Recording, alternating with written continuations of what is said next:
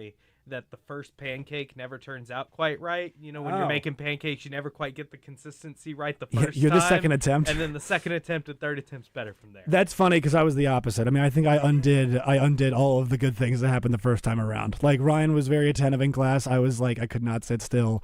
I was a troublemaker class clown. Ryan was, Ryan would keep his mouth shut. Very good in small talk. I am not great with the small talk. And he was a lot smarter than I am as well, too. Went to UVA. And he's now training to become a dentist. He's following in the family. Radio. And I'm doing radio in Arkansas. And he's married a lawyer who got a full ride to UVA and a full ride to UVA Law School. And here I am, single in Arkansas, living the dream, talking with you guys. But no, it's always glad to be here and always nice to be on these airwaves. Joe will be back tomorrow, I think. I don't know how jury duty works. I've never been on a case. Depends. It's TBD, right? It's TBD. So hopefully Joe is off and they dismissed him and he's enjoying some well-deserved time off. But Joe should be back tomorrow, and then it'll be Joe and I to carry you all through the end of the week as we're approaching football season. And so, guys, I think the top story, obviously, in Arkansas today is the press conference that we saw yesterday from Bobby Petrino. So I want to give you all just a big thought before we hit what we're going to hear from Coach Petrino, is that this time of year, and I think this happens in every market, and Jack, you and I have been – you were in Waco, covered Baylor. You went to Harding, right? Mm-hmm. But you grew up around LSU. I mean, you handed out programs at the stadium, so you obviously were very in tune there. We do this thing where we have the news cycle before the season, right? So July hits, media day hits, before fall camp, and we've got our feelings. That's kind of the kickoff. And then I think Arkansas is a great example of this. Like, you might just be unsure about everything, but every day there's a new article. Every day the coaches are speaking positively. It's kind of the news becomes more and more, I would not say impressionable in a good way, but more and more positive as we go along. And you hit a place where maybe in late July you were thinking 6 wins, and maybe by late August you're thinking 8, you're thinking 9. And a big part of this is Bobby Petrino spoke very positively about a lot of the team. To me, I think from what's been described about him, and Jackson, you actually worked in the athletic office with Coach Petrino. I did, yeah. He was the head coach. His last year was my freshman year. Yeah. So I think he's got a pretty good way of knowing how to motivate internally and externally, putting out a different face, right? So I think Talon did a pretty good job at the Touchdown Club at the Countdown to Kickoff, which Jack, you and I were at, and then talked about afterwards. Talon was pretty honest. Like, yeah, he gets on me, and he's on me more now than he was before. That is a good thing. Right, that's a good thing. I do think with everything that we've heard about the offense heading into camp and whatnot, I'm not surprised that he's giving everybody the public vote of confidence. I don't think that's a mistake. I think he might be pushing them, but I think also he needs to make sure these guys feel like they're achieving something and getting somewhere. Because from what Trey Biddy, we hear him every single day on these airwaves. It does not sound like they're assembling the greatest show on turf Rams out there offensively. So, Jack, I'll go to you first on this. I mean, once again, this is just a general idea before we get into the actual minutia of what he said. Do you agree with that thesis about, hey, the way a news cycle coalesces around a football team, a college football team before the season? Well, especially now when you don't necessarily know everybody, and there's so many unknowns going into it just from the portal, from freshman classes, from changeover in coaching staff. Like, there's so many question marks that you don't know anything about right now, that the only news that you know is what they feed out. And so there's an emphasis on making sure that there's a vote of confidence, like you were saying, on those groups that we don't necessarily know a lot about. So you hear a lot of positive talk about the receivers yesterday. You heard a lot of positive talk about the offensive line. Yeah. Partly because as reporters, those are the groups that we're asking questions about more. Like, you don't ask as many questions about the running back because Braylon Russell's coming back. We've heard a lot about Mike already. Washington, there in the backfield, a lot of good things. Yeah, we'll get to that. We'll get to that in a second. But those are the question mark groups are obviously the ones that you're gonna ask questions about, and so the coaches respond by giving their, you want to give your guys some confidence. You don't want to sell that, we're going to be bad this year. Right. And so the longer that feedback loop goes on, the more and more the vibes start getting good around a program. Yeah, I think college football is so much vibes. I mean, college basketball, college sports in general can be vibes, but college basketball, I mean, you get to a point where you're playing twice a week, right? Yeah. And you're in I mean, there is a grind to college basketball that, as good as the vibes can be, we do get a pretty good sample of what you are, right? You're going to play 30 games and you're going to play 19 or 20 conference games, especially, in the conference like the SEC or the Big 12. We get a pretty good idea of how good you are, what the best version of you looks like, what the worst version of you looks like from an individual and a team standpoint. In football, you only get 12 games. And I think that's why the heat is so immense, is because you only get 12 bites at the apple. And we'll be talking about that. We were actually talking before the show, Jackson, about that Oklahoma State game, right? I mean, that is a game that we're going to be talking about. As long as Sam Pittman's the coach, that Oklahoma State game is not a black eye, but Oklahoma State won 4 games last year. And that was I think that was their last win for 2 months. And a game that Arkansas basically had dead to rights and then totally lost. That vibe can ruin a season. And so I think that's you have to apply that to the offseason. The vibes are just so important in college football especially. Oh, absolutely. And you hit the nail on the head. I don't know that I've ever been to a game where a team dominated the other team so tremendously and right. lost. And it wasn't mistakes that you could go back and say, oh, that was the coach's fault, or I wish he would have made this call. It was absurd stuff like fumbling a pitch and fumbling a snap and dropping a punt. And those things are easily clean upable. I mean, right. That's a game that you can look at those random few plays and be like, they should have won by 3 scores. But they didn't. That was the other point we made. They didn't. Yeah, they didn't. And that's been a problem with them. Let's hear some of what Bobby Petrino had to say. Let's start where it really matters the most. We talk about Taylor Green a lot. We know a lot about him, obviously. But the trenches are where games are won and lost. Yeah, I mean, it starts with the offensive line. I feel way more comfortable with the offensive line. Our size, our strength, our athletic ability. We got a couple centers that are, we got 3 centers right now that are rotating in there playing really well. One's a true freshman that's, extremely, extremely talented. So I feel good about where we are at center position. The tackles are doing a really nice job. We do have competition at the right tackle, E. Harris and Shaq. And E. Harris has gained weight. He's much stronger and more physical than he was a year ago. A year ago, he really wasn't tackle size. He went from 285 to 310, I think, when he weighed in. And you're seeing that strength on the field. Kobe and Blackstock at the right guard are in good competition. It'll be fun to watch and see how that plays out. And then I feel really steady about our left side with Junior and Corey over there. So Corey's a really, really good football player, and Junior's at the right spot. Sometimes that tackle and his aggressive nature, his personality, is more suited for a guard than out there on the edge. And it's been fun to watch. So, sounds like we've got some competition. I'm feeling really good about everybody. Everybody's rotating in and out. I think one issue for these guys, and I hate to make it not about them because it all sounds nice, but is there anybody that can put these guys in any duress on the other side, in practice? How good is the offensive line? Because is there a good enough defensive line on the other side to push these guys to figure out how good they are? And I think one big thing of this about the offensive line, Corey Robinson, we know for a fact, is an excellent run blocker. He graded out fantastically. I think if you were to build an offensive line, if these guys were all 3 or 4 years older, and these guys were all NFL age, you'd think you'd be going with Shaq at left tackle just because he profiles that way. But he's too young, right? He's too young at this point to be playing left tackle in the SEC. So you got to kick him to right, and he might not win the job. I mean, do you want a guy who's that young at tackle? I don't really know.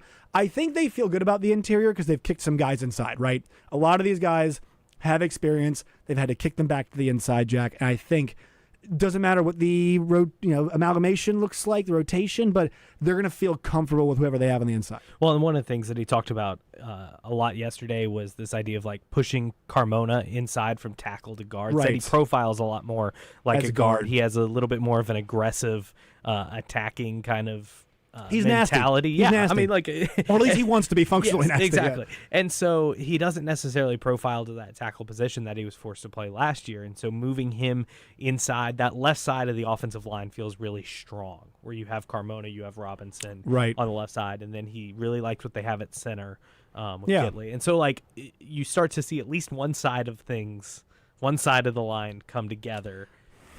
The right side's where you run the ball. That's not necessarily a good thing. If you for a right-handed quarterback, you'd like the right side to be strong, right? Just for a guy who likes to run as well too. I'm curious as to what that. But Jackson, do you agree it's going to be tough to see what they actually look like with the level of what we think the competition is on the defensive line in practice? Yeah, I mean, I think if you look at this team from the outside, the defensive line is no doubt the weak spot, or the spot that you're looking at the most. I mean, and last year, if you think about it, we talk about Carmona not profiling as a left tackle. Your two starting tackles were Carmona at the left side and Blackstock at right tackle. Neither of them are playing tackle this They're not year. playing tackle. And so I would not like them to play so tackle. you would got to think you can't be any worse than last year protecting the quarterback, but it's going to be tough, and it's going to be tough even coming out of the Alabama A&M game. I mean, they're probably not going to get challenged until you get a chance to see Notre Dame Until week 3 against Ole Miss. Miss, right? Miss, And the thing is about Ole Miss, that was a one-way traffic. I mean, that game Arkansas didn't even get off the bus. Like, that game was won in the trenches for Ole Miss. Taylor got knocked out first quarter in that game, and they just barreled them over. It was like an NCAA football. It was. Yeah. It totally was. I mean, one kid had 5 touchdowns, obviously a wide receiver, and then there were 5 sacks I think in that first half. Yeah, the offensive line, that's where it's going to start. But the position, we're going to kind of work our way inside and go out. Let's talk more about the star, Taylor Green. Everything's not new to him. Everything's not new to him. And, one of the things that I've always tried to do is, like, when you get a second-year quarterback, I get to relax a little bit more on the practice field, where instead of having to run down and tell the receiver this, I'll say to Taylor, hey, you go tell him, all right?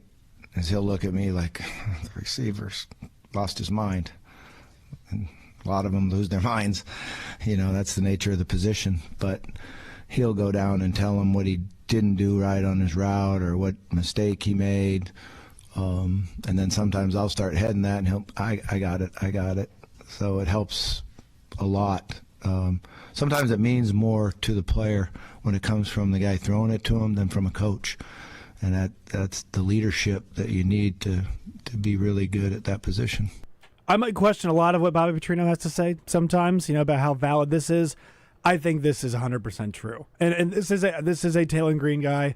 I think he is a special player. I really believe that. I don't think many guys profile the way he does with his combination of arm strength, speed. And the big question for him is, like, how smart will he be?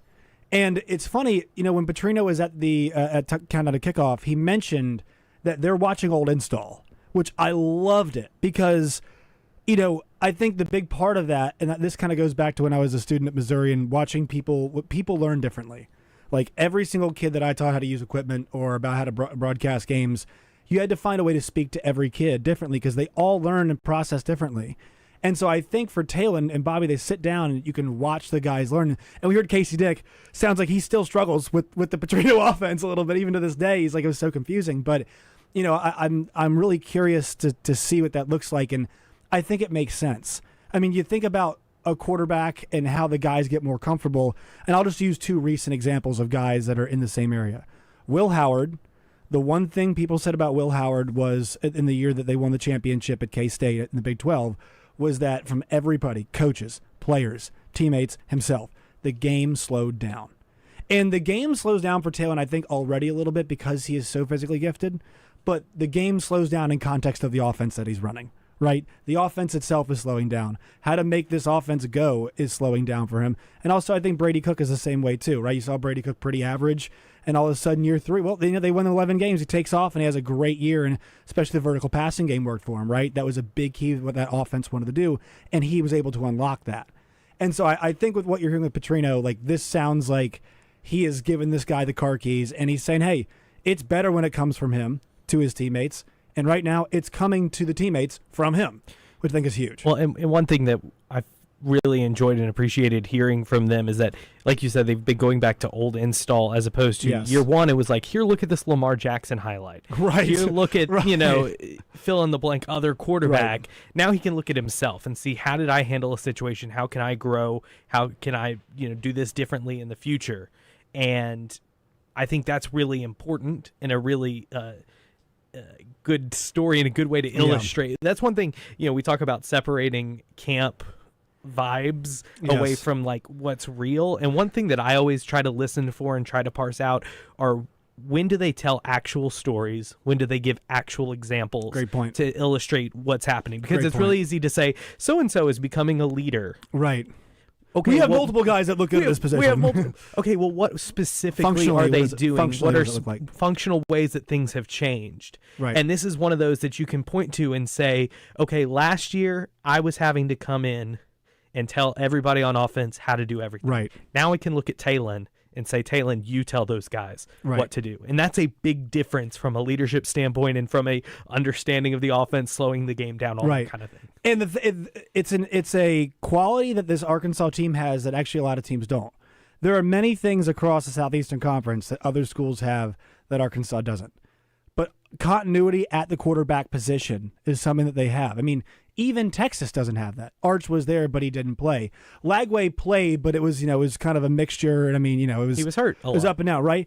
Like, the reason why people think Oklahoma's going to be good is because you're getting the Arbuckle-Mateer combo together at OU, and we've seen it be successful. And that stuff works out pretty well. A lot of the time when you can pair those two things. Dylan Gabriel, another good example, when he went to OU with Jeff Lebby, right? Put up some really good numbers. And that's something that Arkansas has, and they just so happen to have one of the best offensive minds as the guy paired up with, to me, one of the best physical quarterback prospects we've seen. For Arkansas's sake, I mean, he's the best physical pro since Mallett. There's no question about that. And you could argue he's got a better chance in the modern NFL because of how athletic he is with his legs. But Jackson, I don't think you can really quantify how good it is to have that returning combination, especially in an era where we get so many transfer quarterbacks across the board. Yeah, and you mentioned Mallett. Year two of Mallett under Petrino, you saw that explosion of those big plays and a lot more wins, and Mallett was more comfortable. I also think it's interesting. It feels like it's almost an evolution of Petrino to be divvying out some of the responsibility to Right. players to yell at other players, because I don't know that anyone got a chance to get after the players other than Petrino when he was the head coach. So it's almost old Yeah, it's man odd. Petrino. Right, yeah. And the thing was, it was funny because, like, I was watching the press conference, and I don't mean this in a pejorative way, but, like, he looks older. Like, you can, like, this is not the guy where watching him speak is really fascinating. He is a great, great people person. He really, really is. But there's a big difference, and I'm not saying one is right, one is wrong, but you watch him speak and you watch a Kenny Dillingham speak, and they're both confident. There's no doubt there's confidence. But the confidence is a totally different pitch. You know what I mean? It's like the slider and the fastball might both work, but one's 100 and one's 87 falling away from you, but you swung and missed at both. And I think that's the thing about there's more than one way to skin a cat. He's still got that confidence. We saw it in person, with what they're doing. And, yeah, I don't think he's getting on guys as much anymore, but I think he's learned, like, I don't have to. And I think in this era you can't as much. But I feel like with Taylor and with everything that's been described about who he is as a person, it's not really. This is not somebody you got to bark at. Like Mallett, you got to keep in line. I feel like Taylor Green off the field, you probably don't have to keep in line too much. That kid's got a pretty good head on the shoulders, at least it seems. And it seems like you hear the term team-led a lot Yeah. now. You didn't hear that 10 years ago. Right. It was basically... Especially for his teams. Yeah, exactly. And a lot of coaches say, I want the team to lead each other. So We've got some more coming up from Petrino. We've got to talk about the receivers, right? This has been the bugaboo. This is what everybody wants to know, is that are these receivers any good? Please reassure us that they're good. Is this group of transfers from places like Charlotte and UAB, and then they got one from Stanford, but obviously got hurt. Guys, these tight ends who are coming from different places. And also this Marlins prospect who didn't pan out. He's 31 years old. How are the receivers going to look in 2025? Because, look, man, they had a great one last year in Armstrong. But also, Tyrone Broden, always open, never available. Always available, but never could finish the job, a lot of the time, right? So what will this receiving core look like? Will they be able to spread the ball pretty well? We'll break that down and a whole lot more. We're going to break down the first 4 games of the Buzz High School football schedule as well. Coming up, Out of Bounds. We'll be right back. Listen for Champs and Chumps on Fridays during The Zone. Brought to you by Washita Bar and Grill on Central Avenue in Hot Springs and BKC Home Builders, building premier homes in Hot Springs.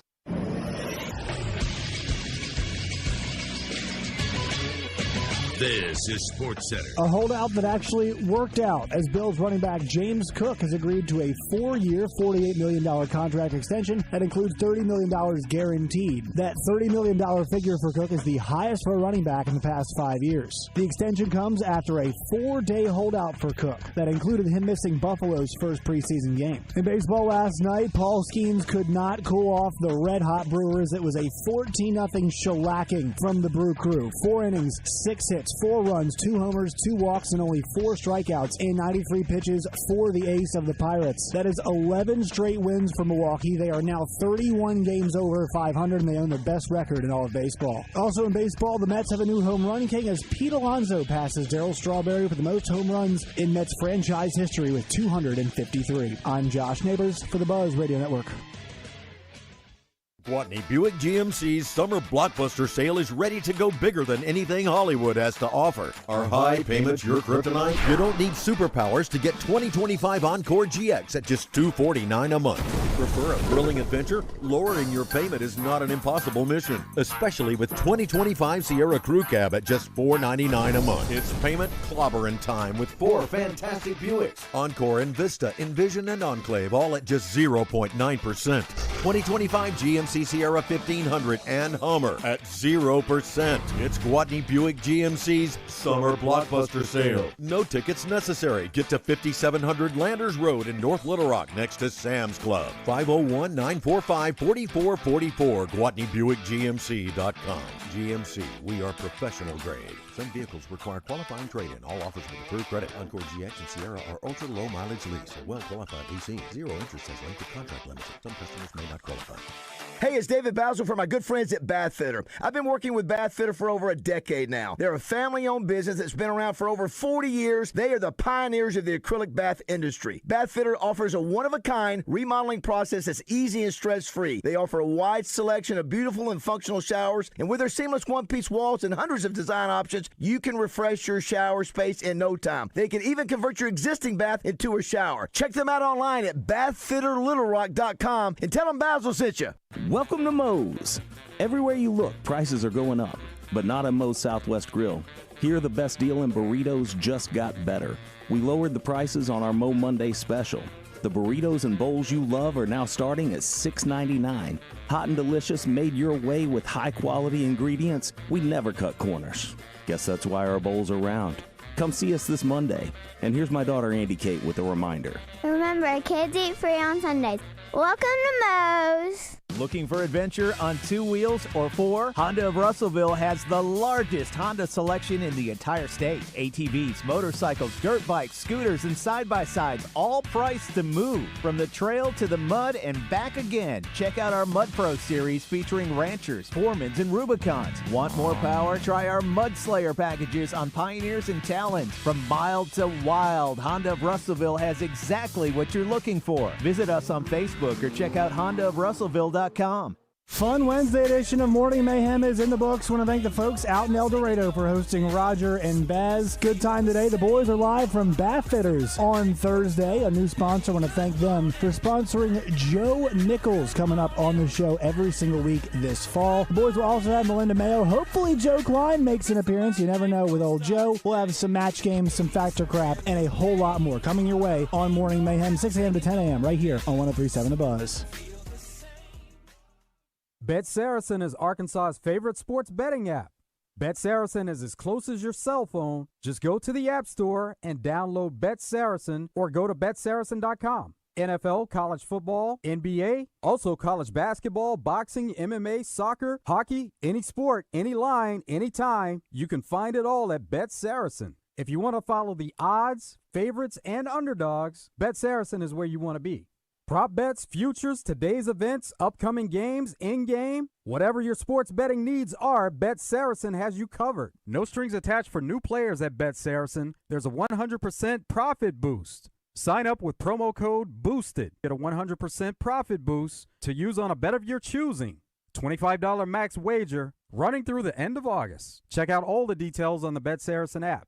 For the most accurate and up-to-date sports wagering info, you need to be on the Bet Saracen app. Just go to the App Store and download Bet Saracen or go to betsaracen.com. Out of Bounds, live from the Gwatney Chevrolet studio. He's much more focused. He's working extremely hard at understanding the plays and then the blocking within the play and how to press blocks and then accelerate out of it. If he'll do a good job of pressing blocks, he'll set the linebackers, and then his acceleration through the hole with his size, they're going to bounce off of him. So I've been really happy with that. You know, we want him to be the physical guy, the guy that takes a 2-yard play to a 5-yard gain. That's a great run. You know, a 5-yard hit on his hips, they bounce off, and he goes the distance. He can go the distance now, and he's an unbelievable athlete. I mean, for how big he is, he can jump, turn, catch the ball. You know, I recruited him out of high school to A&M, so I spent a lot of time studying him. He lined up at tight end, cut seams down the middle. I mean, unbelievable athlete. So we're just trying to get him to get the mindset that he's the one, he's the hammer, not the nail.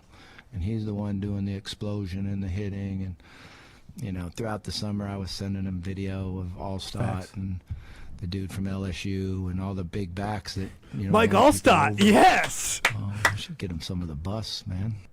Jerome Bettis, too. So that's Bobby Petrino talking about Braylon Russell. This is Out of Bounds. I am Josh Neighbors. Jack Allen, Jackson Braswell are here with you. Wes on vacation. Joe doing his civic duty at jury duty. We appreciate him doing that. He'll be back tomorrow, as will I, for Thursday and Friday. This gives me vibes back to my post-game shows for Arkansas basketball. This was our intro song for that. So we're talking about some of the clips from Bobby Petrino yesterday. That's Braylon Russell he was discussing at running back. Wanted to show him some tape of Jerome Bettis. Mike Allstott, the first NFL athlete I saw up in person, 5 years old, in Hawaii. Pro Bowl. He was at the Pro Bowl, and he was at the same hotel, and I saw him in the hot tub, and I thought, wow, that's a large human.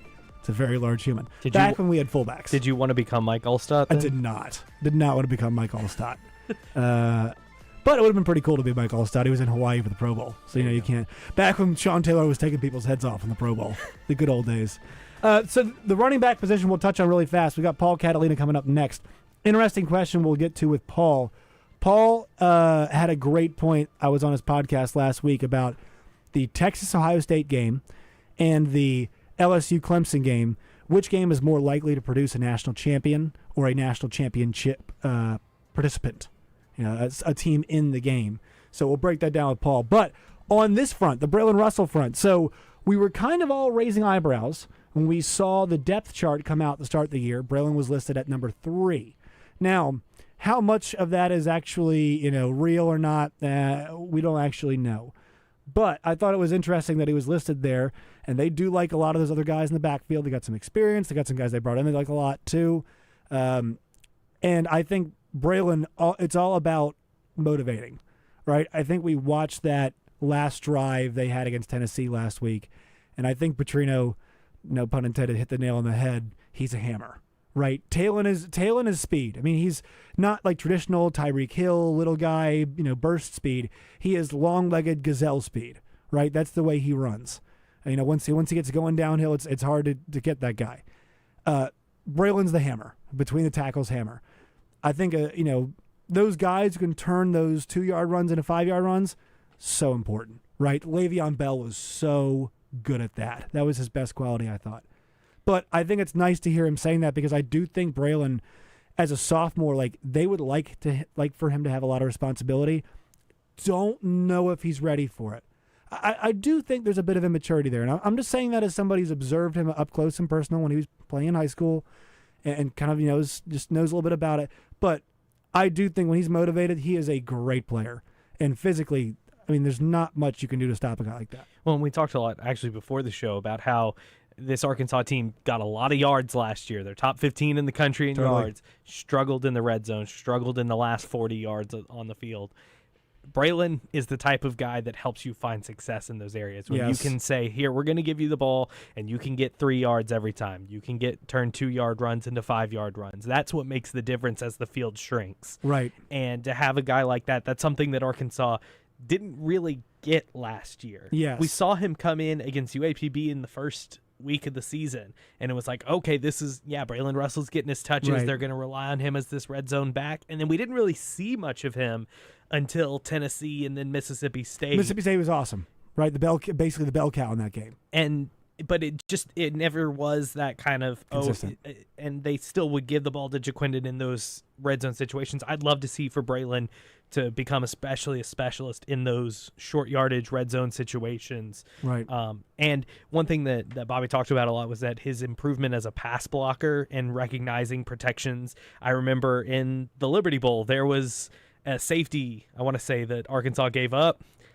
And smoked it. I already smoked that one. Didn't see it coming. And Braylon missed a block. Like, let's just call it the way it is. And it's that's the kind of next evolution in his game, is to be able to be locked in on every play, whether he's toting the ball or whether he's blocking or whatever the role is at being asked in that situation. That's what made guys like Austin Eckler so good. It was just and they even said Bijan Robinson too. He's going to stand in the pocket, like a boxer, stand in the trade. Like, whoever's coming, I'm going to pick it up. And that is one thing, especially for Arkansas, with what we've seen with the offensive line. They need their running backs to be good in pass protection. They have not been the last 2 years. It's huge. And he's the guy. He's built for it. I mean, you look at him, 6'2", 245. Sit your tail down and move side to side and hit somebody. Come on. But also part of that maturity process as a running back is being able to understand what type of back you are. He is a power back. He's not a guy that needs to dance in the backfield and try to juke everybody out of their shoes. He needs to get downfield, run over the linebacker, and turn those 5 yards into 10 yards. And, you saw a few times last year when he carried the football, he was dancing in the backfield, especially in the Liberty Bowl in the limited time that we saw him. Totally. I'd love to see him run downhill this year, and I think it'd be great. Well, you need to. I mean, like, when it's a short field, just, plow. Mm-hmm. You just plow. And I will say, he was in Benton a few weeks ago for his camp. Talking to him then, he very much seemed like every answer was it was coach speak. Yeah. But it was very team-oriented. He seemed a lot more locked in than when I've talked to him in the past. Yeah. So that's a good sign. And look, guys, he's 19. He's 20. Yeah. I could barely get to class on time, right? I mean, and also, he was a star his entire high school career. Sometimes you have to learn, there's a transition. You have to become unstar to become a star again, right? I mean, sometimes it's not a fluid transition from high school to college. And the good news for him is he's had moments of brilliance where how good he can be. It's just building that on a week-to-week basis. And I think, Petrino, those comments show that they know what they might have. And it's good that he doesn't have to be that. Yes, totally agree. We'll be right back. At Capital Technology Group, we make your technology our priority. There are so many threats to IT these days, and we're here to help protect your data and devices. We're also by your side when things simply go wrong, whether it's servers crashing or printers breaking. We cover it all for our clients in all types of businesses. And with over 80 years of history in Arkansas, you can trust Capital Technology Group to be your business technology partner. Sign up for a free consultation at captg.com. I'm Dr. Lowry Barnes. When it comes to orthopedic care, there's no place like the Orthopedic and Spine Hospital at UAMS Health. We built this hospital just for you, with state-of-the-art surgical suites, advanced technology, and the state's largest group of fellowship-trained orthopedic surgeons. It's the best place in Arkansas to get you moving again. And if you need urgent orthopedic care, UAMS Ortho Now is right here for you at the Orthopedic and Spine Hospital at UAMS Health, where motion lives and service leads. Floyd's Seafood on Keel Avenue in Sherwood is having a massive summer store-wide sale. Save up to 30% off everything in the store. Limited quantities, bring your ice chests. Floyd'sMeatandSeafood.com. 30% off store-wide at Floyd's Seafood. It's time to switch from summer mode to school mode with Channel 7 Daybreak. With a reliable hour-by-hour forecast from Arkansas's most experienced morning meteorologist, Melinda Mayo. Get back to school ready with Channel 7 Daybreak. Weekday mornings, 4:30 to 7. She's Ansley Watson. And he's Steve Powell. But Good Morning Arkansas isn't about us. It's about you, spotlighting the fascinating people, local businesses, and charming towns that define the natural state. Join us weekdays at 9 on Channel 7.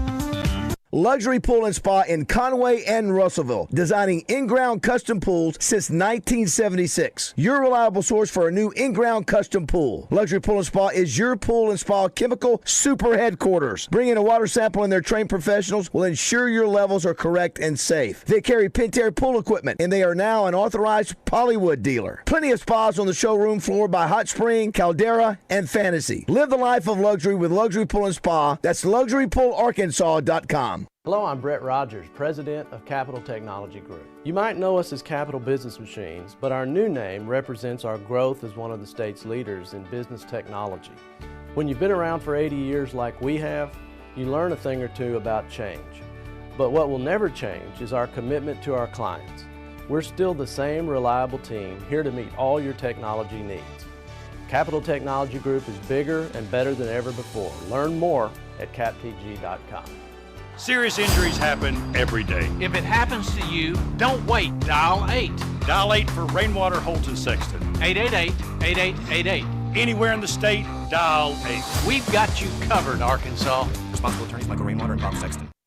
Hey, what's going on, everybody? I'm Wes Moore. There's some big things happening at Gwatney Chevrolet. You can drive a brand new Chevy Trax or Trailblazer as low as $299 a month. Now's your chance to get behind the wheel of one of these Trax or Trailblazer with a great deal. These popular compact SUVs are built for modern life, offer sleek design, smart technology, and advanced safety features. Go to the website, GwatneyChevrolet.com. You can take a look at all the deals they have right now. One of the other deals, Silverados. They've got Silverados with 0% financing, and you get $3,000 back in a rebate.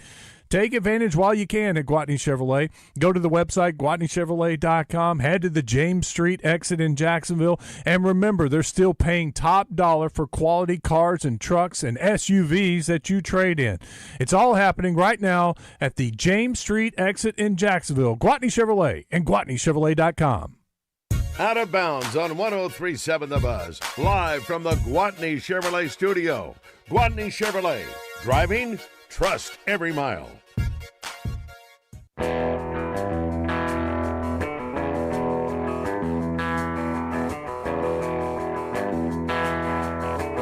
Sitting over here trying to remember some Vikings wide receivers on Out of Bounds. Who he play for? Out of Bounds edition. Nate Burleson? No. He was not. It was not Vincent Jackson. No. It was.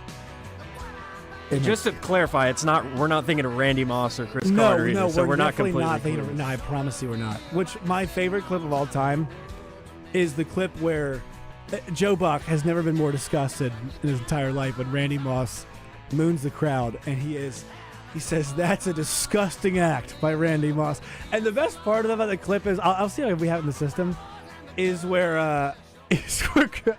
Chris Collinsworth goes, "Oh, shoots the moon," and then just Joe Buck comes in and could not be less thrilled about Randy Moss doing it. Which I love Randy Moss. I think he's one of the coolest dudes ever. He's the best of all time. Let's see, 501-661-1037. Having Paul Catalina call us.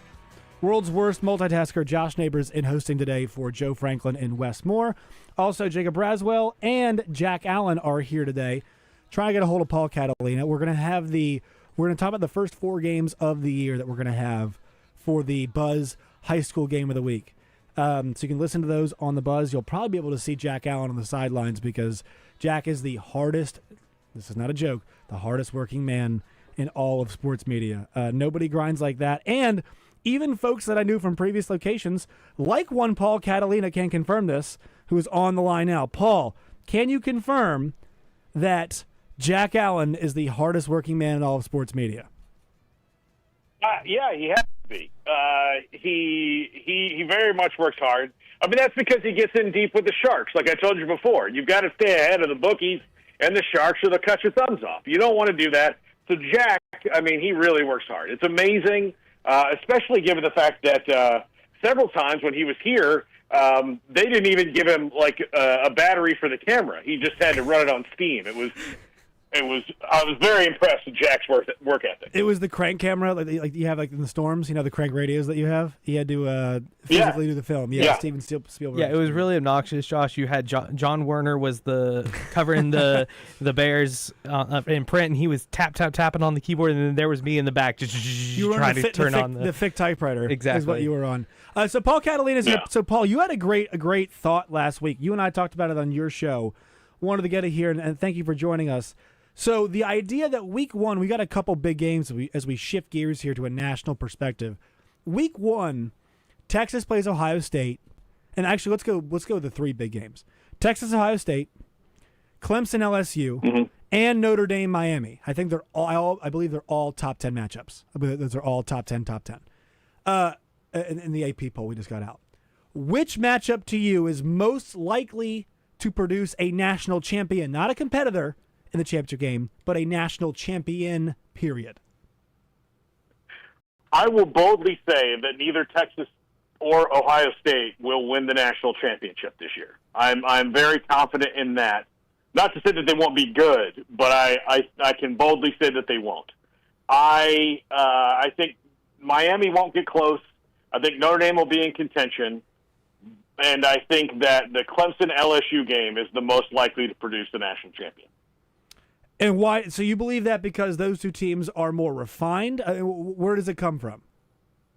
I think, for one, I think Clemson's the best team in the country. I think that they have the most dynamic playmakers. They have the most experienced and dynamic quarterback.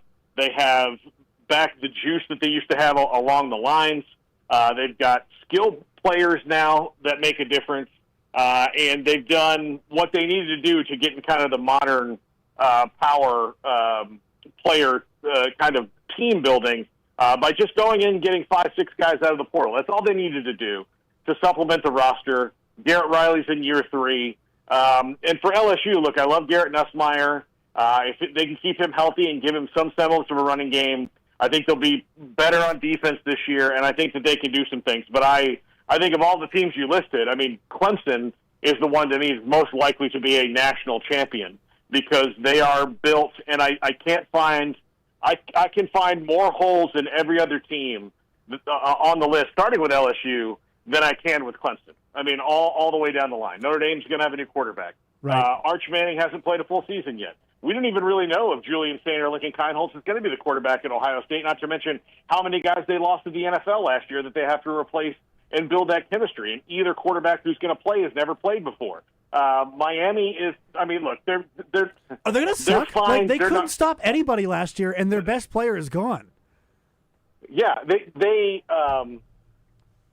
replaced Cam Ward with Carson Beck, which is even if Carson Beck plays up to his absolute best, it's still a loss, a net loss overall. They couldn't stop anybody. I don't know if they have the talent to do it, and I'm not sure that they have the coaching staff that can outfox people in the playoffs. Like if they get there, great for them, but I'm not convinced that they are good enough coaching staff, especially at the top. I'm not trying to knock Mario Cristobal. I think he's all right, but if you told me any of the 11 teams in the playoffs, I might pick their coach over Mario. It's funny. So you mentioned this about the Clemson idea, and this is why it's really hard for teams like Indiana and Arizona State to repeat their success. You know, Michigan State a few years ago. So I ran the numbers last year going into the playoffs about how many players on each team starting 22 were transfers. The Final Four last year was Texas, Ohio State, Penn State, and Notre Dame. Out of those teams, Texas had 6 of 20. It's the highest. 6 of 22 guys, which is 27%. Penn State had 3 of 22 guys as transfers. Notre Dame had 4, and Ohio State had 3. And this is what's been so frustrating to me, Paul, about what Clemson and Dabo have done. Dabo has been massively successful. I understand this. But as soon as you started to lose championships and you had clear deficiencies at places like wide receiver, why were you not going to the portal to restock talent? It was completely a cutting your nose off to spite your face thing. And look, I hope they win a title this year. But if they win a title, as a Clemson fan, I'd be like, we could have had more if you came and you jumped on the boat earlier on. Yeah, I absolutely think that because it's not. Look, it's not about going and getting 20 guys. If you have to get more than 10 to 12 transfers, you're probably not going to be a playoff team. But if you go and get 5 guys to supplement and allow your freshmen to develop, which is, he was very conceited about his high school recruiting, which is very good. But he forgot the part where when you're 18 and another guy, especially now, could be 26 years old across from you, that's a difference. It's not the same. We've got 6th and 7th year players playing against you now. So the gap is even bigger because you've got grown men with, with mortgages and rental cars, all these things. Yeah, and so it's a different dynamic altogether that he, I think, refused, not failed to see, refused to see it because he was trying to be the last bastion of what college football used to be, and he was living in the past. And I think his coaching staff finally convinced him, like, hey, we don't have to get 30, but when we have nothing but freshmen at a position, can we go get 2 guys that can start so that we don't have to throw the freshmen to the wolves? And the other thing that I've said this a million times, part of the thing that happens with transfers is you go to a place for a couple years, the coach leaves, you don't like it, and you're still a pretty good player or need to be developed. And why? Like, how about those guys that went to Florida instead of Clemson and decided, like, you know what, I'd rather really go play for Dabo. I like him better than I like Billy Napier. It's only been a year. I'm going to go. Like, why not pick up 2 or 3 strays of those a year? Because they were your second choice. Dabo, it's like, no. You said no to me the first time, die.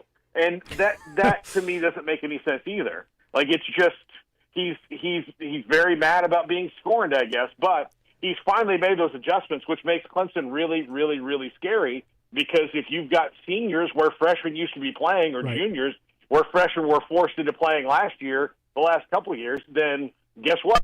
That's a whole different animal. Especially in a conference like the ACC, which has some good teams in it. Georgia Tech's good, Louisville's good, Miami's good.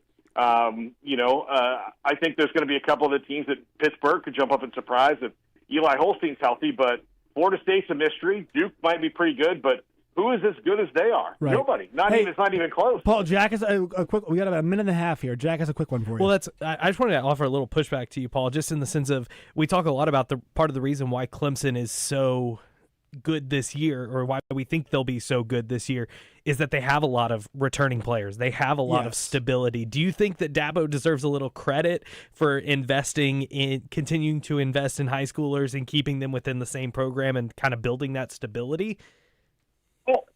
I think for sure. Like he's shown that you can be 9-3 with elite high school recruiting, without breaking a sweat. The problem is 9-3 only gets you there on a miracle, like they did, like last year, where they, at the end of the SMU game. So he's done that. The problem is like, he wasn't swinging all the clubs in his bag. Like he refused to use the sand wedge in the trap. Like, buddy, just put you're not 9 iron.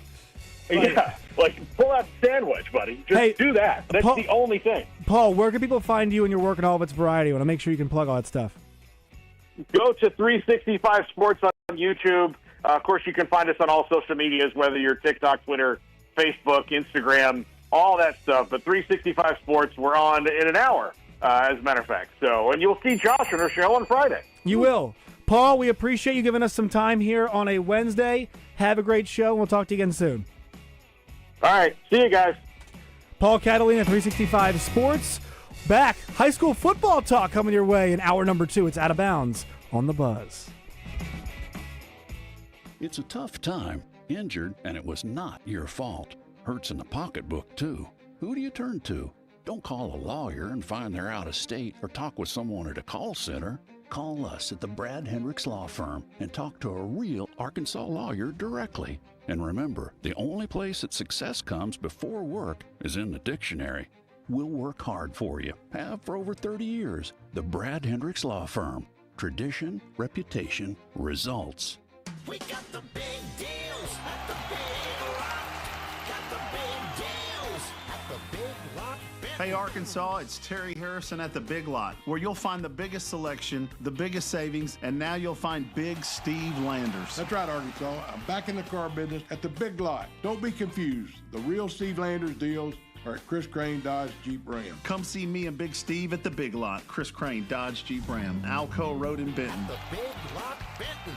Catch the buzz on all of our social media platforms, presented by Luxury Pool and Spa in Conway and Russellville. They specialize in custom in-ground pools. LuxuryPoolArkansas.com.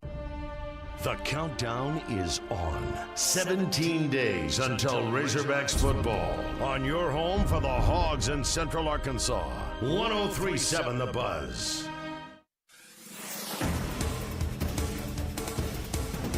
A former chief sheriff's deputy from Stone County is sentenced to nearly 3 years in federal prison for weapon and financial crimes. 40-year-old Zachary Alexander will also be forced to pay more than $150,000 in restitution and serve 2 years of supervised release. In 2022, a grand jury indicted him on 11 counts of bank fraud, selling a stolen gun, and extortion. He pleaded guilty in August of 2023 to selling one of the sheriff's office's sniper rifles and keeping that money from the sheriff and county treasurer. The funds were supposed to reimburse a pawn shop for rifles, ammo, and equipment for the sheriff's office.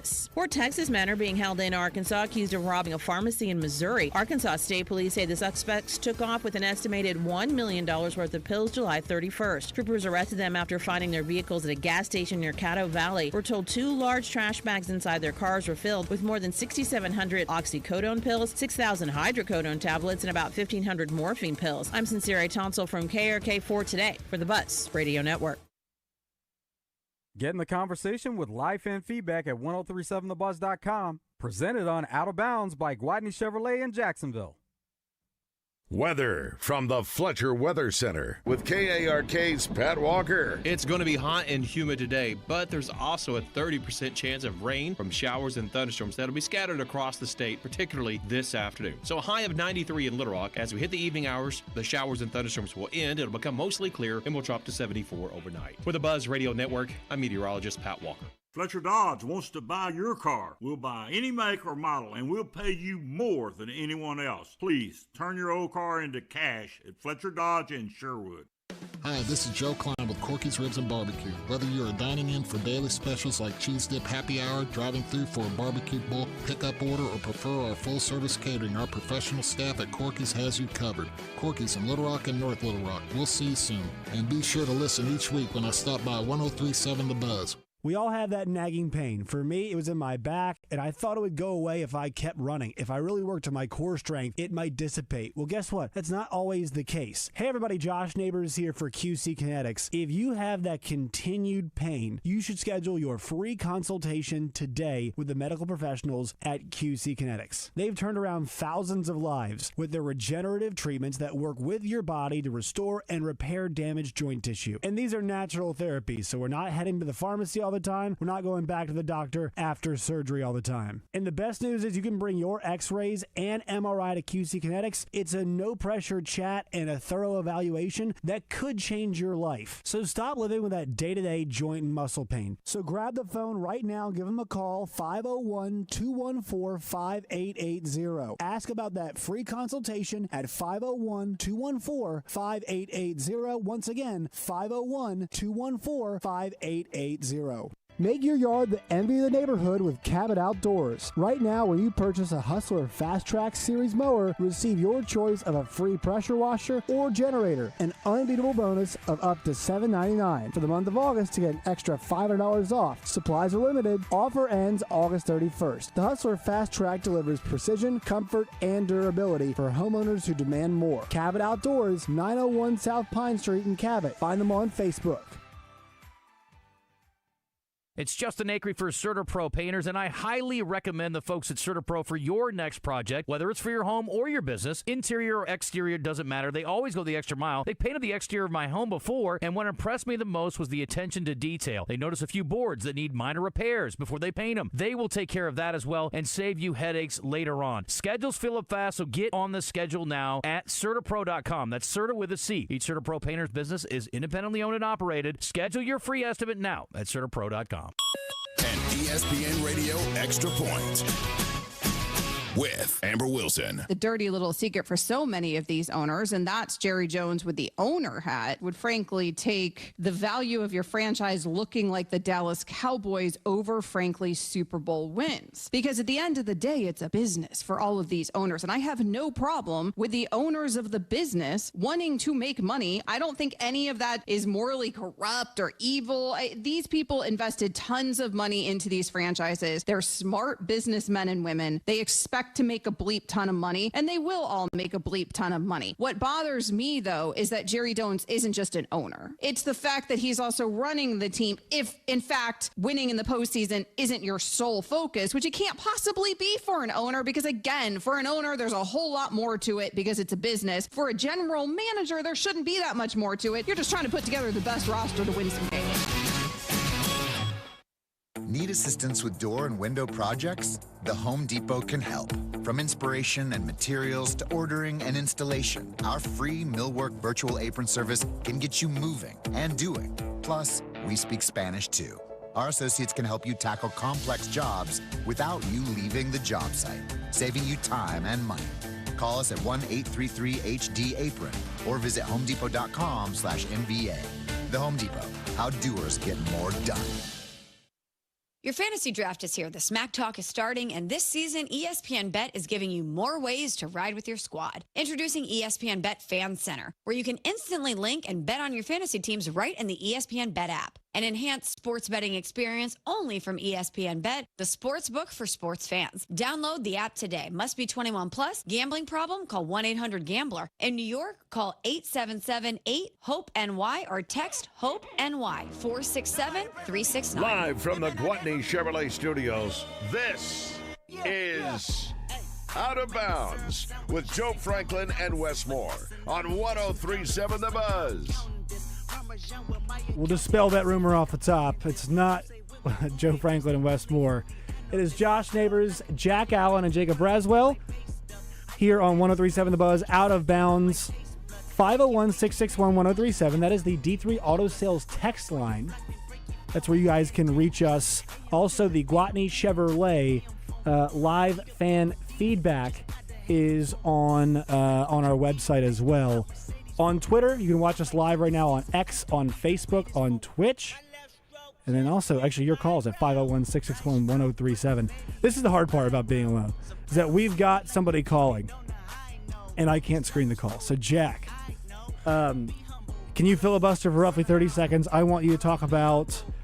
injury reports. The Big 12 was going to do them this year. Yeah, so the Big 12 has announced that they plan to require teams, just like the SEC did last year, to release injury reports throughout the week. So it's one on, I want to say, Wednesday, and then another the day before the game, and then another the day of the game, where basically you're required to list, just like in the NFL, who's out, who's probable, who's questionable. I thought it worked out pretty well for the SEC last year. It was nice to know a couple days out kind of what we can expect and in terms of who's available for a game. And, you know, in this world of sports gambling, yes, it's really important. So the example I used where I hated this the most was, you all remember the first game of the year a few years ago when Utah played Florida, and Cam Rising, the Utah quarterback, was coming off the injury of his knee, really gruesome, bad, brutal knee injury in the Rose Bowl. And Kyle Whittingham is like, he might play. He did not play the entire year. He didn't play. He goes, he might play in the opener. He's out there on the field warming up. But it's like, man, I get it. And I always remember this story, too, when I was at SiriusXM on the Big 12 radio, when, it was so mum on who the starting quarterback, because Lincoln Riley is a lunatic, that the two student reporters went up on the science building roof and were like, Caleb Williams had a majority of the snaps today in practice. Everybody's like, yes. And then they banned the entire media from the practices. And covered the windows. Covered the windows and all that kind of stuff, which once again, as journalist, Jack, I'm sure you can appreciate the industrious nature of two students endeavoring to go on the roof. But I think the transparency is good. I think there were times where Bill Belichick would list the entire team as questionable. It's like Tom Brady, thumb, questionable. And it's like, okay, we know he's playing, right? But I always did enjoy that.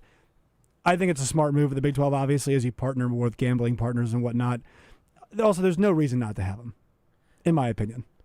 The only thing I don't like about injury reports is the game time decision designation. How many of those do you think are actual game time decisions? I think some are, because, I mean, a lot of that, it depends on the injury, but in football, that's a pain tolerance deal, right? So you give the guy the shot, right?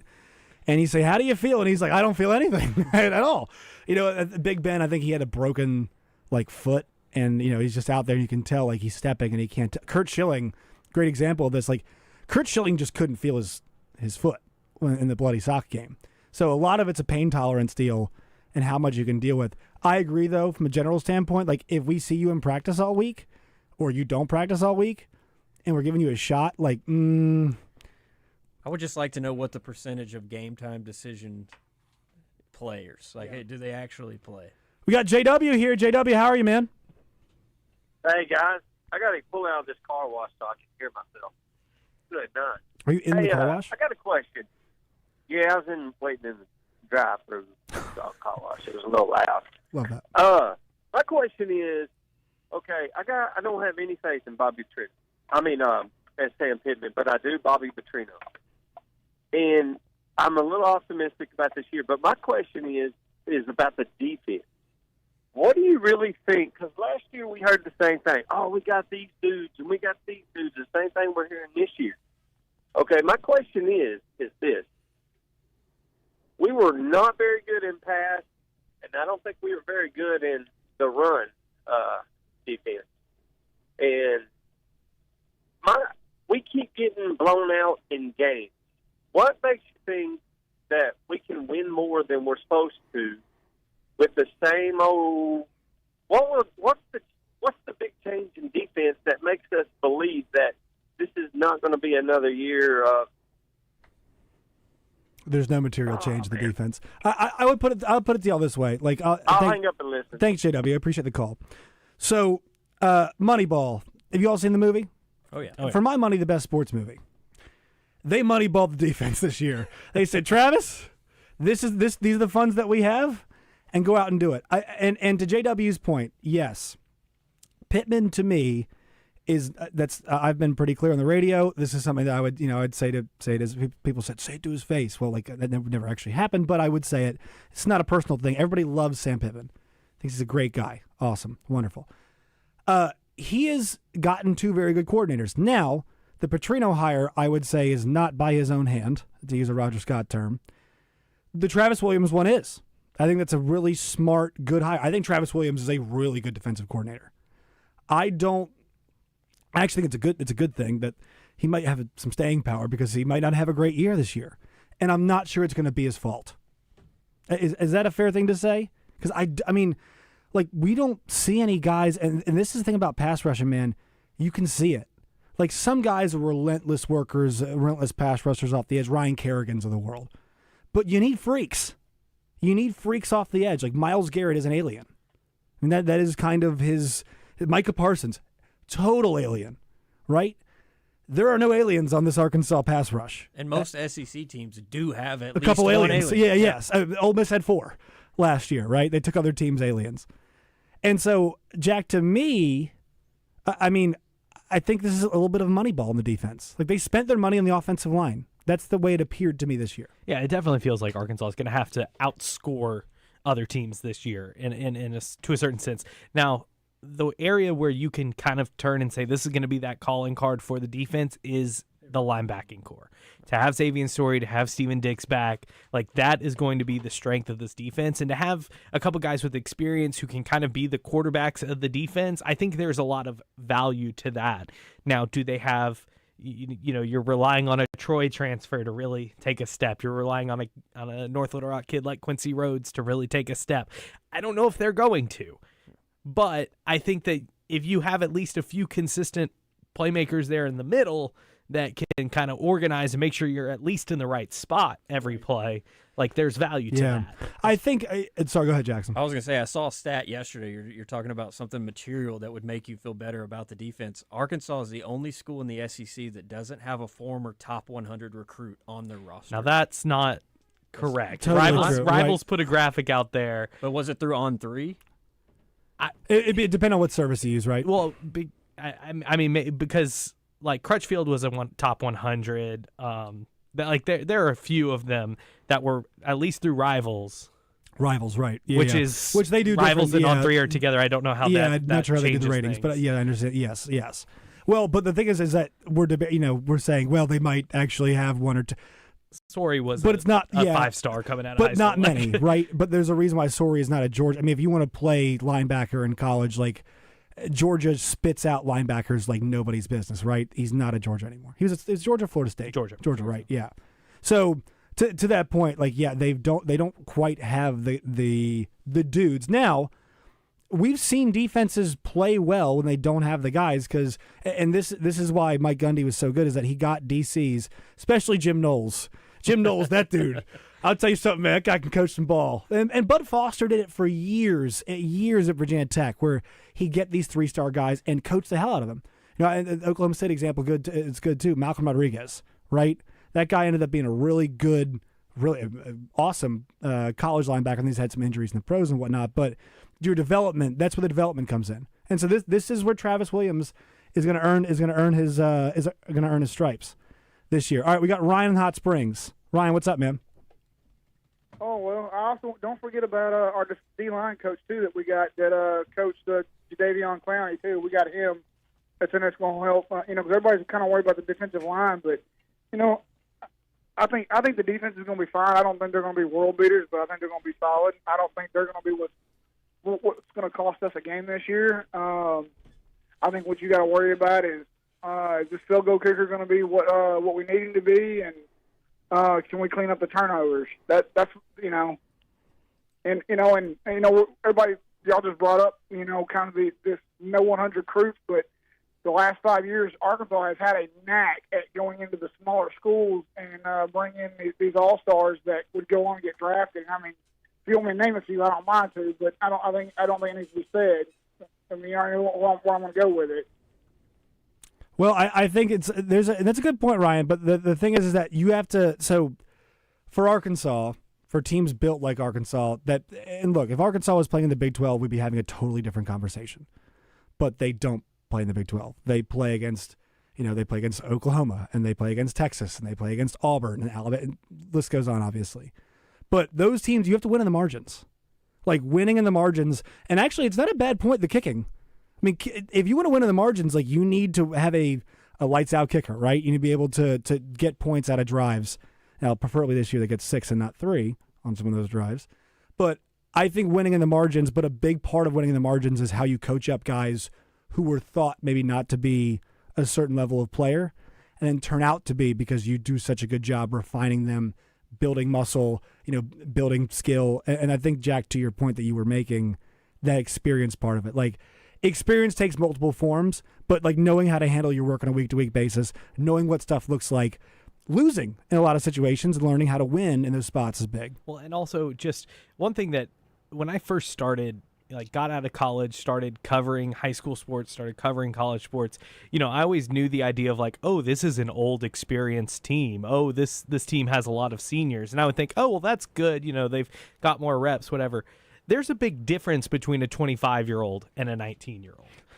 Massive. Like, just from a physical size standpoint, from a, not even intangibles, just like physically, the difference between a 25-year-old and a 19-year-old is big. Right. And so, even if you say like, oh, this guy may have only been a 3-star. Well, now he's a 25-year-old 3-star compared to a 19-year-old 5-star or whatever. Right. This is why you take transfers. Exactly. Right? They're grown men. They're grown men. And so, as much as it's like, oh, they don't have the raw talent, they have guys who have experience, but who have also been through a college weight training regimen for 5 years now, right.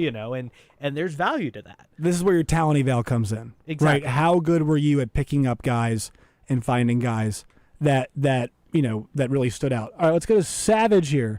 My guy Savage. Savage, how are you, man? I'm doing good. You know, Josh? I am fantastic. Absolutely. Man, we talk about the Arkansas program as a whole. It's a mindset. It's a culture problem up there. How many games do you watch where this team is up and implodes at halftime? Often. It's a coaching cultural problem at the whole university It's a mindset that it's not about winning. It's hold on. Don't lose the game. Just hold on. They have to get a winning mentality at this program, and they don't have it. And I've watched it for years and years and years. How many times every Arkansas fan goes into a football game, if we're winning in the second half, something bad's going to happen. And that's a program problem because it happens every single year. Until they fix that, we're not going to win any ball games. Have a good one, guys. Thank you, Savage. All right, Jack, you want to push back on that some, I can tell. Yeah, no, I mean, I think that it's naive to say that these guys don't want to win or that these guys, like... I'm not sure that's what he's saying, though.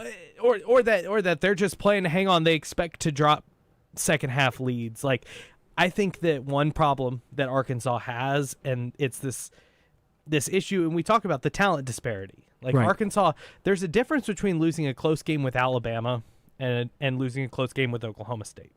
And we saw that against Oklahoma State. We saw exactly what Savage is talking about. Texas is a good example last But year. like Texas is a good example. You know, Arkansas blew it in the second half. Arkansas was outplayed in The entire game. but played themselves into that game into the fourth quarter. Right. Like they were outmatched from the start of that game until the fourth quarter, and they played themselves into a position to be there in the fourth quarter. In the end, the more talented team won out. They did.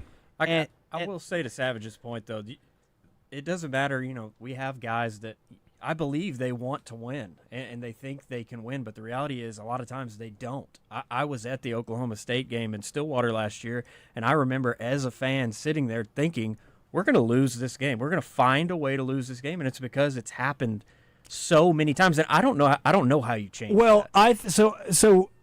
Because, Jack, to your point, you're looking for something like, what does that tangibly mean, where it's like they find ways to lose. But the mindset and the way in that Oklahoma State game they came out in the second half was not appropriate for the situation.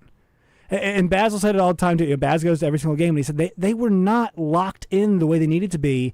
Like, they should have gone for the kill. And they did not go for the kill. And, you know, I know they won the Tennessee game, but I remember watching Pittman go into halftime being like, we're just fortunate to be up. And it's like, man, that mindset's not great. And I think that's the reason I've got an issue with Pittman is that, like, he's not a bad coach. And I hate saying this, and it's really demeaning towards him, but his best quality is that he's not Chad Morris. But they've got themselves out of the Chad Morris era now. They need somebody who is going to push. I mean, Arizona State is a top 12 team in the country, and whether they make good on that or not, I don't know. But they are because their coach's mentality is kill. They fought Texas at the very end. They knew they should be in that game. They were prepared and ready to be in that fight, and they lost. And they lost. But I think calls. I think the stuff went against them in that game that was not necessarily their quality. But the point being, like just think about KJ's last year. Whenever Arkansas was awful, it was a one-score game against Alabama that they had a chance to win. Yeah. Like, let's not act like those games don't exist. No, but they're on the doorstep, but they only finish against bad teams. But the point being, we reward Arizona State when they're close and lose. But they won some tight ones last year. But do you really think that Arizona State would finish top 12 in the country if they were in the SEC? No, but my point more is that. But from mine, when it comes to Dillingham versus a Pittman, is more like what inspires you to get. It's actually a totally different deal. Is what inspires people to give money to a program that allows you to get better talent. And I think that is definitely an issue. Yes. And something that, but I think there's also like I will say there's a plague within the Razorback fan base. Yes. That contributes to that as much as Pittman himself. We don't ever feel like we're going to win. But and to your point, Jack, it's like, what does that actually mean? Yes. What does that mean? It's because it's different programs under every single coach, and it's like Justin Moore says it all the time. We're cursed. Like, what does we're cursed mean? And to me, that's where the mindset comes in of like, you need a coach, who's going to. Kansas got a $300 million gift for their football program today. The reality is, you have to have someone who will do it. But if Arkansas did it 1 year, like if this year they come out and they win 10 games, guess what? People will give money. But they're not going to do that. Why not? What? Because they're not good. So therein lies the problem. By the way, Eli Loving is here. We love Eli. Eli is our. Hello. Resident musician and also now becoming a sports fan. We're bringing him along. I'm learning fast. Slowly but surely, we're bringing him along. This is the aesthetic part of football. As you and I, Jack, as people who didn't play, like this is where we lean on the guys who did play to be like, the X's and O's, Jimmy's and Joe's thing. So a lot of these games are won in the trenches. Why is a team led by an offensive line coach so bad in the trenches getting railroaded like that? Like, they're not nasty and mean in the trenches. This is not. And if Pittman's going to have some kind of identity, and you and I have talked about it a bunch, it's year number 6 now. Well, and if I asked you what the identity of the team is, and I asked Bruce James this, and he said, I don't know. And they have things they want to do, but they don't do. Then let's have that be the topic conversation. of conversation. That's my issue. Is like if our thing is this is supposed to be a team led by an offensive line coach that's salty in the trenches, and they're not. Let's have that be the criticism. Right. Not have we're the unlucky as a criticism program. being, oh, they don't want to win in the second half. Right. Not we're unlucky program. We're cursed. Yes. Like let's actually look at the reality. It's but we're not just cursed in football. That's the thing. You've got Dave and. But I was saying, but you're talking about going and getting a coach. Who's better than Dave Van Horn in baseball? No, but that's better than That's my point. So why are we blaming Sam Pittman if the idea is that we're cursed across the board? But my point is that they can do better than Sam Pittman. I agree. They can do better than that. But I mean, he is a real conversation sure, about why. But you know why? I've said this a bunch. Like, he is a 5th-year coach. It was his first job ever. He is not coach either side of the ball. He was an offensive line coach. Team's not good at the offensive line. He is not a better in-game coach than when he first started here. And he's not recruiting at a level that's much better. So where is he materially improving as a coach? Like the results are not there. The recruiting is not there. The in-game management is not there. Those are all stuff that falls to him. And this guy is still calling the job an obligation and saying, I'll fulfill my obligation. We'll see. That is not the mindset of a winning coach. I'm telling you guys, the thing about, this is why I really respect what Lance Leipold's done at Kansas. He goes there. They're building a $300 million, they just got $300 million gift today. Kansas football did. And they need a lot of help. Totally sure. But this guy has a winning formula where he adapts what he does to his personnel that he has, and it's been successful everywhere. Learning on the job is hard in the SEC. And it does not appear to me that Sam Pittman is still learning or learning at a level where it's like, I see improvement in the coach on a game-to-game basis. I don't see it. And I'm not saying it's just a Pittman problem. And like I said, we can have that conversation. Right. But you said miss me with the we're unlucky. Miss me with the we're unlucky or we're cursed or we don't want it in the second half. The reality is that there is a talent disparity that often turns its head as the longer the game goes on. Yes, totally. The good teams wilt. The good teams. Excuse me. The good teams push through. Exactly. The bad teams wilt. Exactly. Right. And there is a reality there that I think is far more prudent than. Yes. They don't want it. No. But I do think the idea of mentally how a team prepares themselves and gets ready, this is not a killer coach, and for Arkansas you need some self-belief. You need to have the self-belief that your team is going to go out there and fight above your weight class.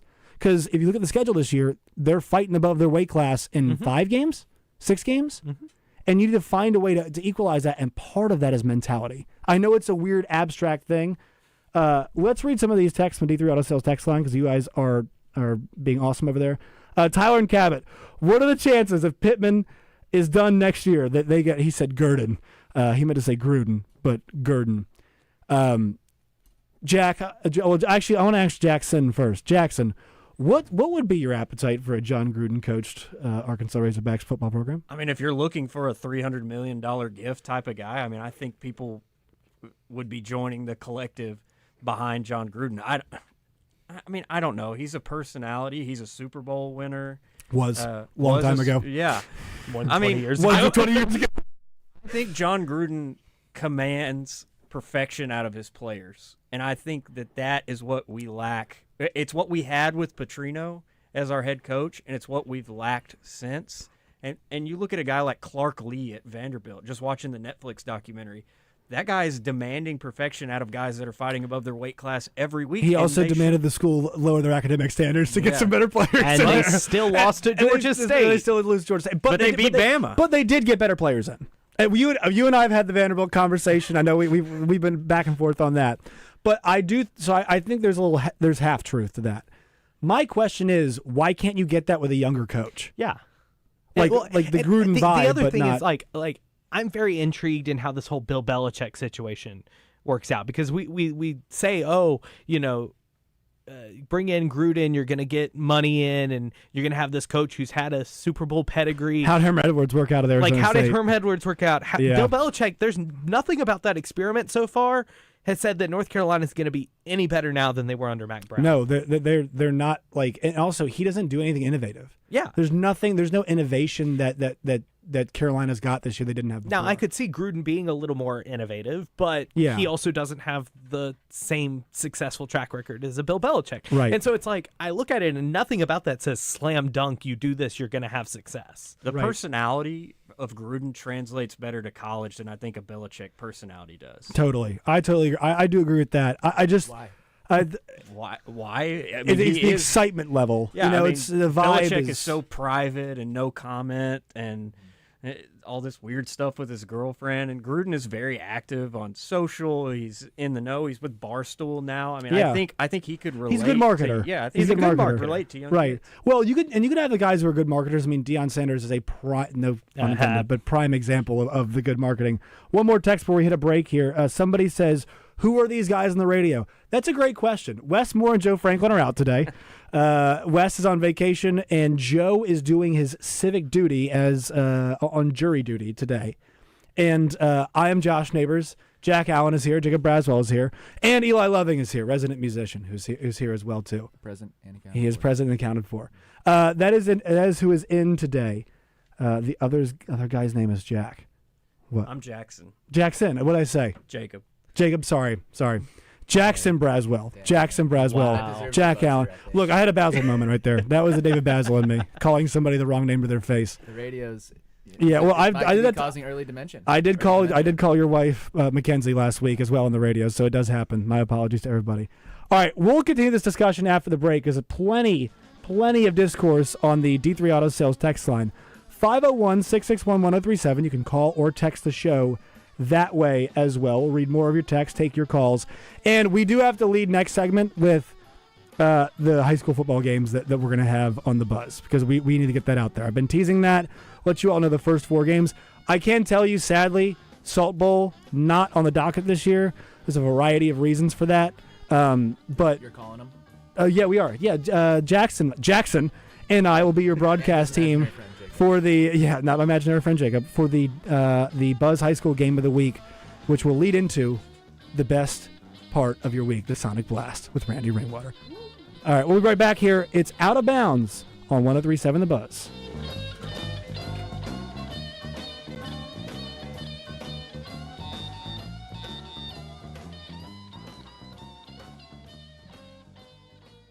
If you don't already have the Bet Saracen Sports Wager app, download it today from the app stores or go to BetSaracen.com. Bet Saracen is Arkansas's favorite sports betting app.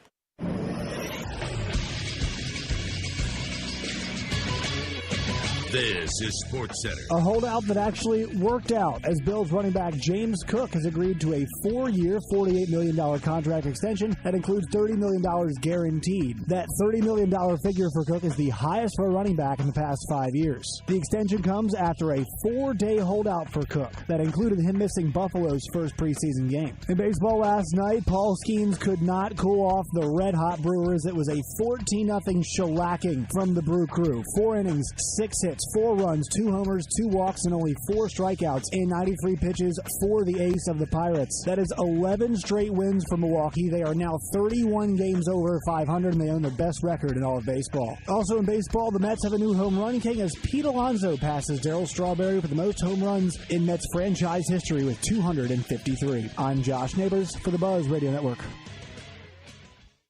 Listen each Friday during Drive Time Sports for the basketball insider in Arkansas. It's Bart Reed, made possible by Martin Orthopedics, with locations in Little Rock, North Little Rock, Cabot, and Hot Springs Village. Staffed with fellowship-trained orthopedic surgeons and sports medicine specialists. For more information on the web, go to martinortho.care.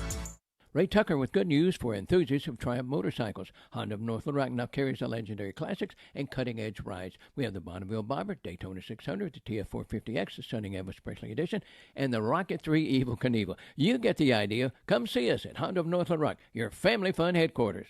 Catch Quinn Grovey each Thursday this football season on The Zone. Get insight from one of Arkansas's best, brought to you by Conway Wealth Management. Conway Wealth Management, planning today for your tomorrow. Take control of your financial future and call or visit Conway Wealth Management today, 501-358-3994 or conwaywm.com. Securities and financial planning offered through LPL Financial, a registered investment advisor, member FINRA SIPC.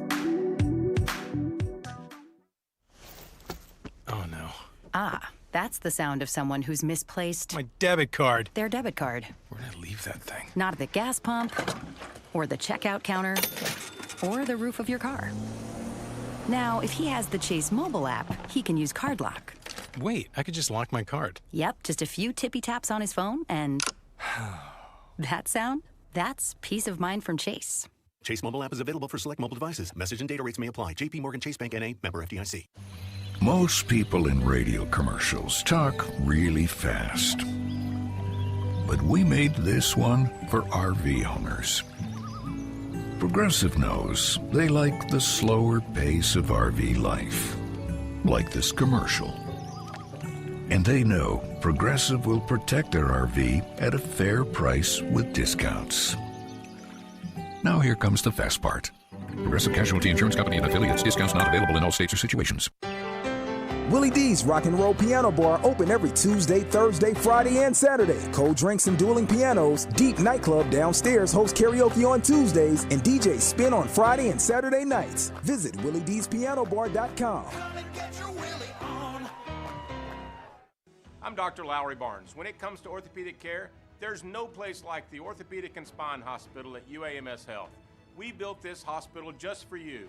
With state-of-the-art surgical suites, advanced technology, and the state's largest group of fellowship-trained orthopedic surgeons. It's the best place in Arkansas to get you moving again.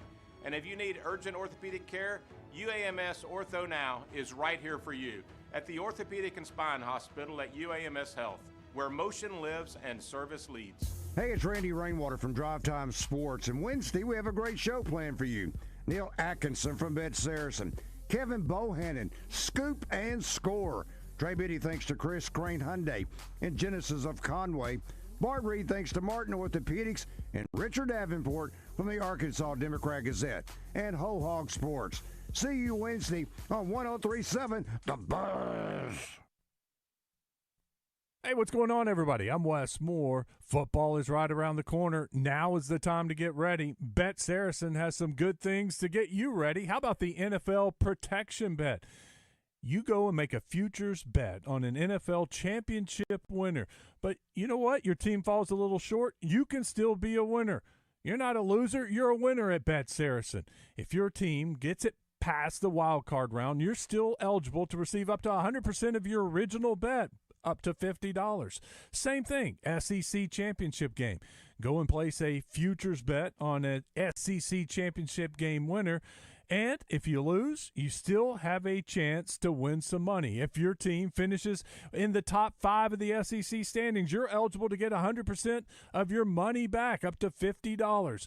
Great things happening. Check out the app. It's Bet Saracen, the best app in Arkansas. Yeah. Out of Bounds, live from the Gwatney Chevrolet studio. All right, we're back on Out of Bounds. Josh Neighbors, Eli Loving is here. Jack Allen is here. And as is Jackson Braswell, who I've messed the name up. So Jackson and I will be your new broadcast partners for the Buzz High School Game of the Week coming up this year. I want to thank Justin Akery and Wes Moore for the opportunity. Wes has booked the schedule for us. So we would like to talk about that. So we will have no 0 week game, which is the week of when Benton and Bryant play. So we will not have that game. But I'm very excited for this. Well, I'm also dreading it too. First week we'll have, week 1, is Lakeside against Sheridan. So I've never actually gotten to do a Kevin Kelly game, and I'll tell you all this. I love Kevin. I adore Kevin Kelly because nobody thinks he is right more often than Kevin. And that level of conviction is why he's won so much. Do you think the over-under is at 160, 170 for that game? I care about the under about when we get home, and it's 11:30, and I'm going to go with the over for that game, with the no punts, always throwing and always going for 2. But I'm excited for that. So a Sheridan game, Lakeside at Sheridan. Then we'll have Arkadelphia at Lake Hamilton, which tentatively, that's we should have that game in the second week. Arkadelphia, your reigning defending 4A state champions. Yes, Jack? That's correct. Josh knows ball. And then against Lake Hamilton, who's perennially pretty good. Yes? Usually pretty good? Yeah, Lake Hamilton, very, very good. Then, week 3, fire me up. Parkview at Benton. I am pumped up for that. And then week number 4, we've got Cabot at Little Rock Christian. We're still waiting on confirmation for that. So, Jack, you are, at this point, I'm going to study up and be better than you, which is it's a goal, but it won't happen. But out of those 4 games, Lakeside at Sheridan, Arkadelphia at Lake Hamilton, Parkview at Benton, and Cabot at Little Rock Christian, which game are you most excited for? I think I know the answer. That would be the one that we all yelled, woo, about. No, Parkview at Benton is going to be a lot of fun. Now, I will say, I think this game would have been a lot more fun the last couple of years. Both teams are going to take a little bit of a step back this year. Benton still has... We think. Benton still has a great offense. They've got a quarterback in Drew Davis who is the real deal. Yeah. But they lost a lot of their receivers from this past season. And so it's a lot of figuring things out, especially if it's week 3. This is still going to be early for this Benton offense figuring things out. But I think if they can go in and make a statement in this game, it says, okay, they're going to be the favorites in the 6A East again. Yeah. And they should be the favorites in the 6A East And again. What's exciting and I'll tell you what, man, like Drew Davis is going to go play in college, and this is going to be, whether how well it goes or not, this is going to be a great learning experience for him because he's now having to adjust. Yeah. Right, and this is going to happen throughout your entire career as guys will move on, and when he goes to college, guys will transfer in and out, and you have to build chemistry. Whether you do, and I think failure is the best teacher, so even if it doesn't go well, Drew Davis is going to get better, I think, from this experience. And I love watching him play. And the reality is that he's had a couple guys in Elias Payne and Maddox Davis the last couple of years who it's like, you get in trouble, that those guys are going to find a way to get open. Right. And so it'll be fun. It'll be fun to see how they evolve. And then Parkview on the other side, this is year 1 without Brad Bolding as a head coach. They lost a couple kids. They lost that super senior class. Your Man-Mans, your Cam Settles, Bunny Ellis, they lost a big senior class that was so key for them being. But they've developed guys. But they've got a lot of depth and pieces behind them. Yeah. Now some of the Ja'Cory Smith is at Bryant now. Right. He was the linebacker who was the big anchor of that defense. And so that's it'll be really interesting to see how that team looks now compared to what they've looked like the last couple of years because Parkview you basically could pencil them in or honestly pen them in for the state championship game. Hammer. I mean, I remember watching them, not this past year's team, and Jack, I think we only had them for one game. We had the Bryant game last year. The team speed from 2 years ago for a high school team, unreal. It's not that's not really fair. There's a reason that 4 of those guys are playing D1 Power 5 football. And on the other side of that coin, it's exciting to see because Bryant last year, the one game they lost during the regular season was because they got worn down. Bryant basically had an offensive line that was a college offensive line in high school. And really wore them out. And I'm excited to see what this version looks like. Obviously, Brad Bolding moves on. That's exciting. Let's see Arkadelphia, how they look. Because, they really walked. They walked to a state title last year for the most Yes part. and no. They struggled early last year. Because one thing that Arkadelphia does, they won a 4A state title. Yeah. They go and they play teams in 5A, Lake Hamilton 6A. Right. And play up early in the year. And so they lost a couple games in their early non-conference schedule. Right. Once they turned it on at the end. Right. Once they hit They similarly lost a lot from that team, especially out wide. A guy like Braden Wagner, Jay Purefoy. They lost a big defensive lineman that's at Henderson State now, I think. And so it's going to be a similar deal. They've got to figure out what they look like, what this year's dimension.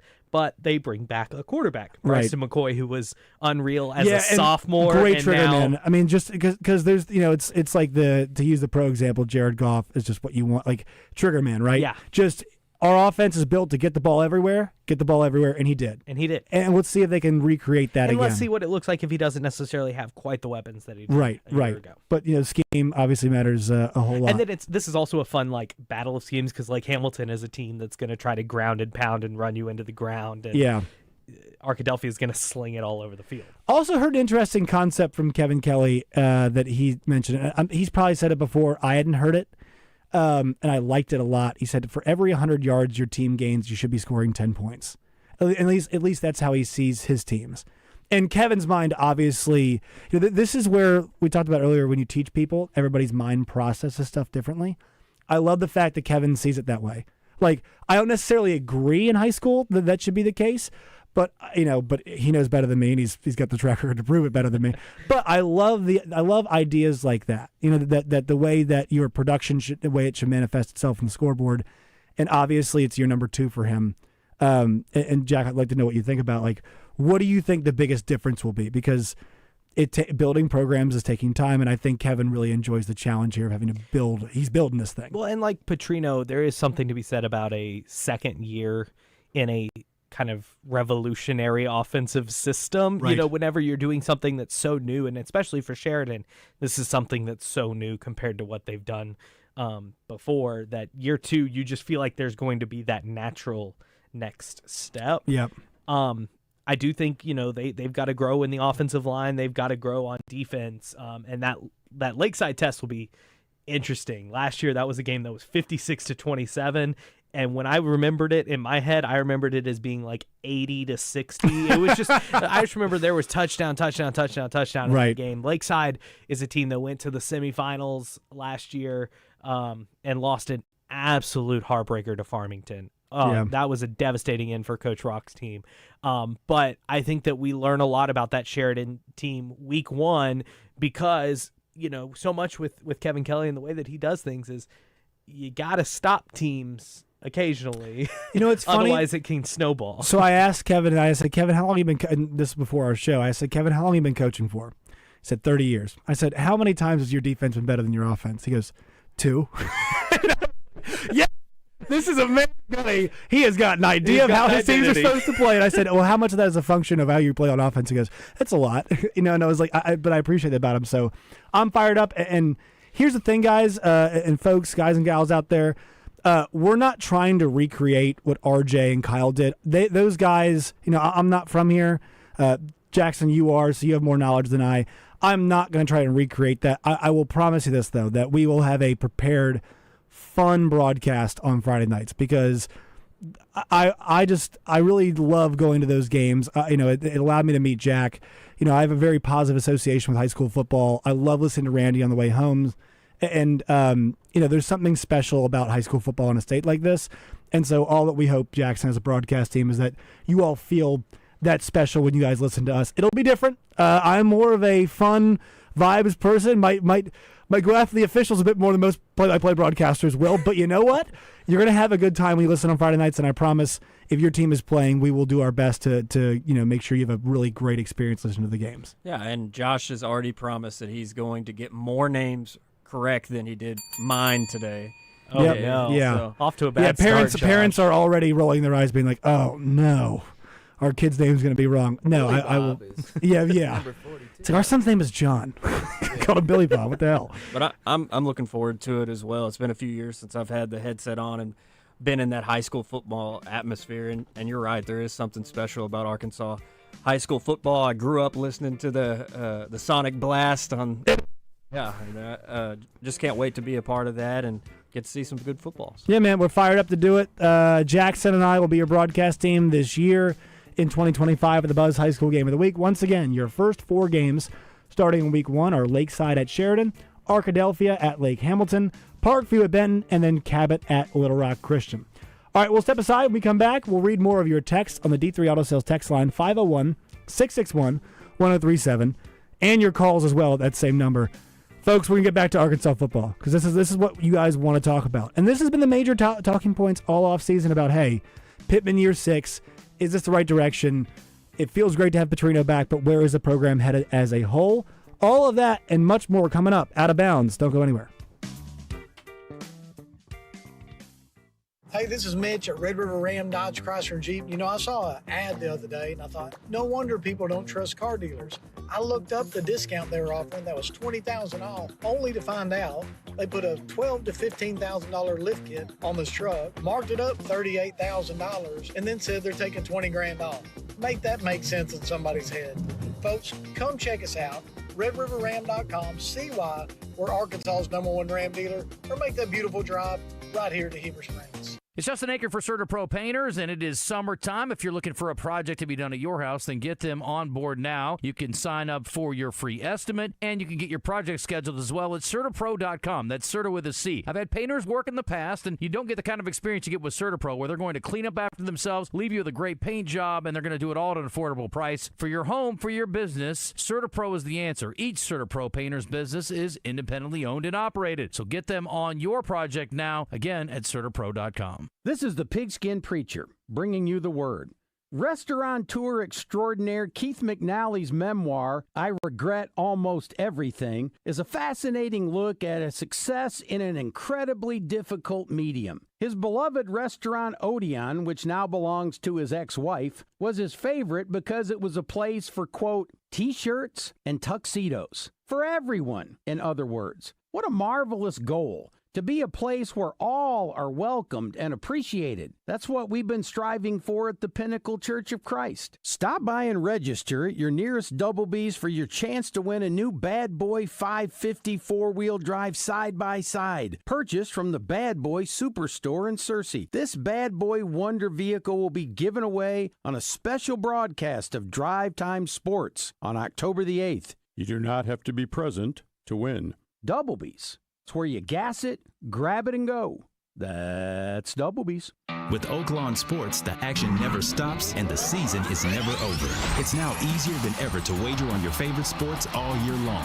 Go from football to basketball to baseball to golf. Bet on what you want, when you want, with the brand you trust. Oaklawn Sports even offers ways to bet on cricket, rugby, table tennis, and more. If it's a sport, chances are you can wager on it. Plus, it's now simpler to deposit and withdraw money from your account. Bet all year long with Oaklawn Sports, Arkansas's best sports betting app. Gambling problem? Call 1-800-522-4700. Luxury Pool and Spa in Conway and Russellville, designing in-ground custom pools since 1976. Your reliable source for a new in-ground custom pool. Luxury Pool and Spa is your pool and spa chemical super headquarters. Bringing a water sample and their trained professionals will ensure your levels are correct and safe. They carry Pentair pool equipment, and they are now an authorized Polywood dealer. Plenty of spas on the showroom floor by Hot Spring, Caldera, and Fantasy. Live the life of luxury with Luxury Pool and Spa. That's LuxuryPoolArkansas.com. Hugs from patients like Patrick. It's something QC Kinetics medical professionals experience every day. I hugged them. You should hug somebody who does that for you. They gave me my life back, and I really didn't know where I was going to go because I was definitely afraid of having a knee replacement done. No surgery, no downtime with QC Kinetics regenerative treatments. They give patients relief from joint pain using their own healing properties to repair and restore damaged tissue. And the results? Well, that's why we see a lot of hugs at QC Kinetics. Everything is back that I thought I was never going to be able to do again. I'm still smiling, and sometimes it gets emotional. I get a tear in my eye because of how I was before I went in there. Those smiles and hugs never get old at QC Kinetics. It means patients are finally getting relief. And now, it's your turn. Call QC Kinetics today for your complimentary consultation and see if you're a good candidate for these amazing treatments. Call QC Kinetics, 501-214-5880. That's 501-214-5880. 501-214-5880. Out of Bounds on 103.7 The Buzz. Live from the Gwatney Chevrolet studio. Gwatney Chevrolet. Driving, trust every mile.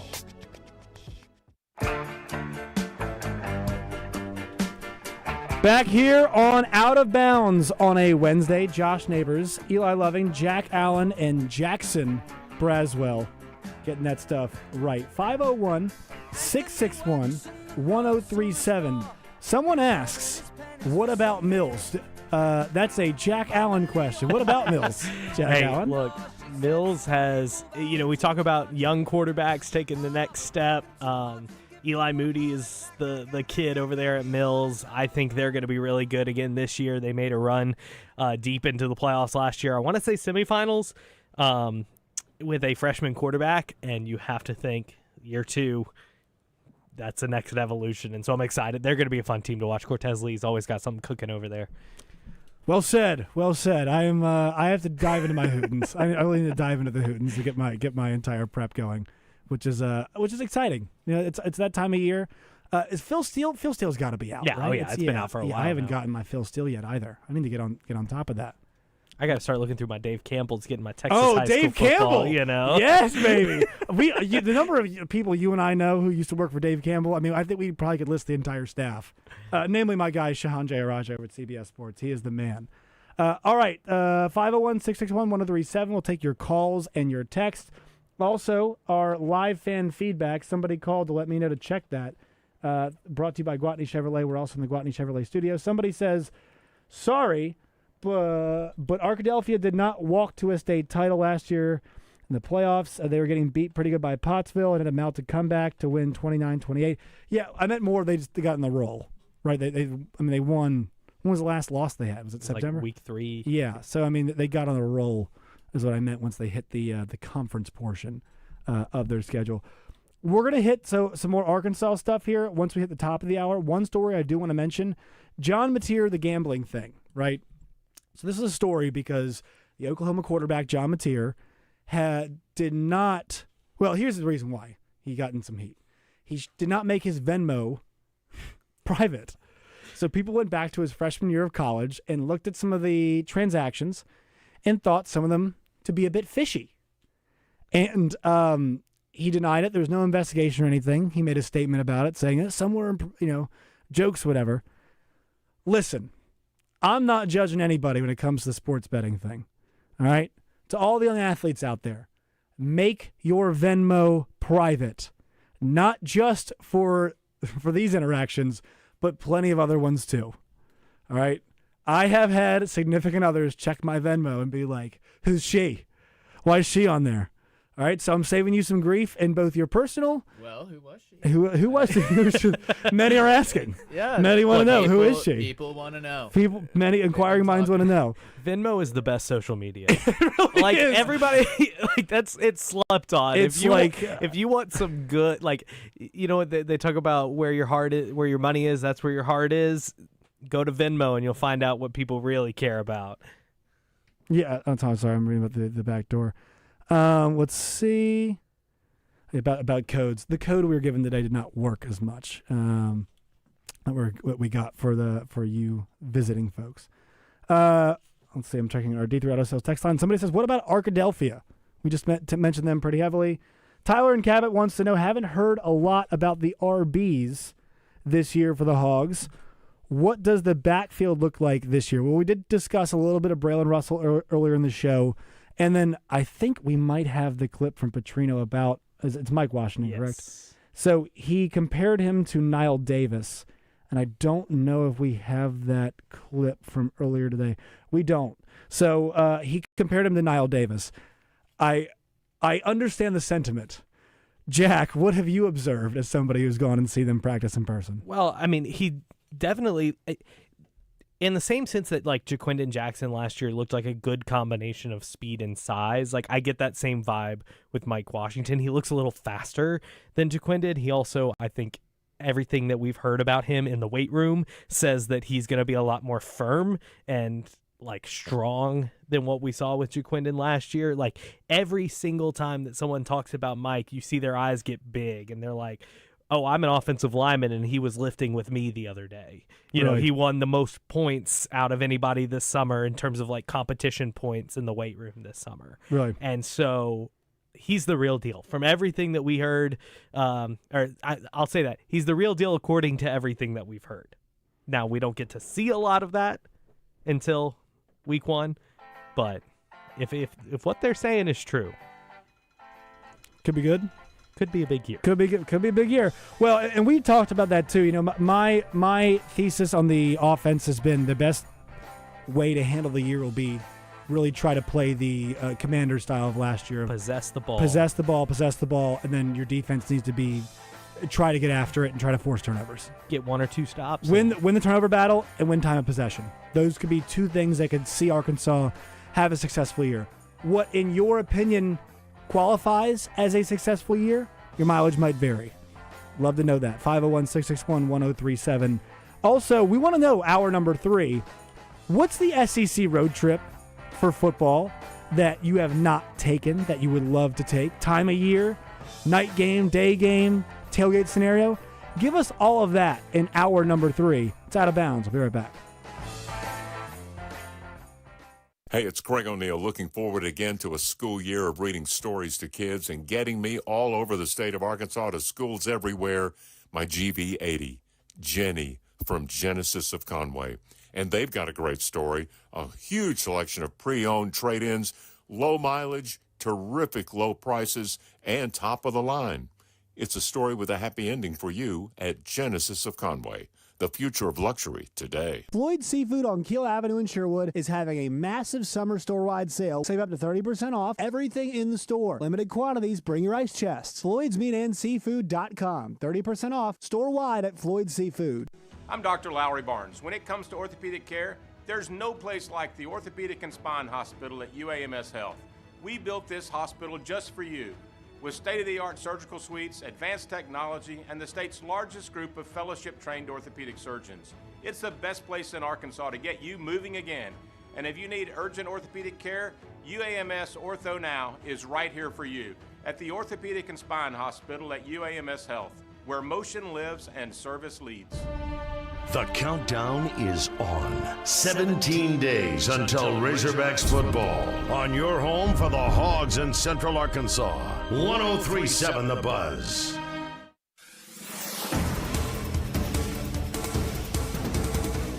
A family in Conway is still searching for justice nearly 9 years after their loved one was murdered. 50-year-old Terry Credit was shot and killed at his home on August 17th of 2016. There have been no arrests in his case. His family was supposed to celebrate his 59th birthday Tuesday, but instead they continue their search for answers. Terry's sister says she will never give up her hope of finding his killer. Police don't have any updates to share about this case at this time, but are urging anyone with information to give them a call. An officer at the Pulaski County Juvenile Detention Center has been fired over his alleged behavior with a young girl. His name has not been released. He's accused of making inappropriate comments to a female detainee. State police say there was no criminal offense in this case, but an internal investigation determined he violated county policy. He was suspended after the incident and has since been let go. We're told the girl is getting support and being evaluated by counselors. I'm Sincere Tonsel from KRK4 Today for the Buzz Radio Network. Weather from the Fletcher Weather Center with KARK's Pat Walker. We're going to have a mostly cloudy afternoon with a 30% chance of showers and thunderstorms. It will still get kind of hot, up to 93 degrees today. Now, the showers and thunderstorms really won't last much into the evening. It'll quickly end. It'll become mostly clear, and overnight, we'll drop down to 74 degrees. For the Buzz Radio Network, I'm meteorologist Pat Walker. Benihana Happy Hour Specials, $3, $6, $9. Sushi, food, and cocktails. Available 5 to 6 p.m. Monday through Friday at Benihana Bar. This is Trey Schapp. Tune in each Friday morning at 5:30 right here on The Buzz as I bring you From the Shortgrass, presented by UAMS Health, Orthopedics, and Sports Medicine. If you like to hear interesting stories about the game of golf, this is for you. You can also find it wherever you get your podcasts. You've been putting back a few, and a few becomes a few too many. For a moment, you think of calling for a ride, but nah, you live nearby. What's the worst that could happen? You get pulled over, your insurance goes up, you lose your license, you total your car, you kill someone. The results of driving drunk are tragic. That's why law enforcement is out there looking for impaired drivers to save lives. So if you think you're okay to drive after a few drinks, think again. Drive sober or get pulled over. Paid for by the Arkansas Highway Safety Office. At Shelter Insurance, we believe insurance should adjust to fit your needs. That's why we work with you to design an auto, home, and life insurance plan that's particular to you. Insurance that fits just right. And Shelter is known for our award-winning customer service, satisfied customers, and a plan for you. Ready to check us out? Shelter Insurance. We're your shield. We're your shelter. See Shelter agents Dan Cook, Monica Reiners, or Brian Kress in North Little Rock today. Hello, folks. It's Frank Fletcher from the Fletcher Dodge store here in Sherwood. Today, I want to talk to you and ask you to consider us for your automotive needs. First, we have a family atmosphere. My grandson, Sam Fletcher, is there every day, along with Zippy, our GM, and an outstanding sales team. We're a family, and that's how we want to treat our customers. Our service department is excellent. We even have loaner cars for customers who buy from us. We don't have loaner cars from buy somewhere else. When it comes to pricing, we put our prices on the windshield. You don't have to find a salesman to ask for a price. Everyone gets the lowest price. We check the internet and we compare the same make and models at all of our competitions. You always get the best deal at Fletcher Dodge, and all of our pre-owned vehicles come with a free warranty. Yes, I did say that. Folks, my goal for 36 years is for you to know us and trust us and know that we value you, our customer. Come see us in person on Warden Road in Sherwood or shop us online at FletcherDeals.com. Hey, it's David Basil from my good friends at Bath Fitter. I've been working with Bath Fitter for over a decade now. They're a family-owned business that's been around for over 40 years. They are the pioneers of the acrylic bath industry. Bath Fitter offers a one-of-a-kind remodeling process that's easy and stress-free. They offer a wide selection of beautiful and functional showers, and with their seamless one-piece walls and hundreds of design options, you can refresh your shower space in no time. They can even convert your existing bath into a shower. Check them out online at bathfitterlittlerock.com and tell them Basil sent you. It's time to switch from summer mode to school mode with Channel 7 Daybreak. With a reliable hour-by-hour forecast from Arkansas's most experienced morning meteorologist, Melinda Mayo. Get back to school ready with Channel 7 Daybreak. Weekday mornings, 4:30 to 7. She's Ansley Watson. And he's Steve Powell. But Good Morning Arkansas isn't about us. It's about you. Spotlighting the fascinating people, local businesses, and charming towns that define the natural state. Join us weekdays at 9 on Channel 7.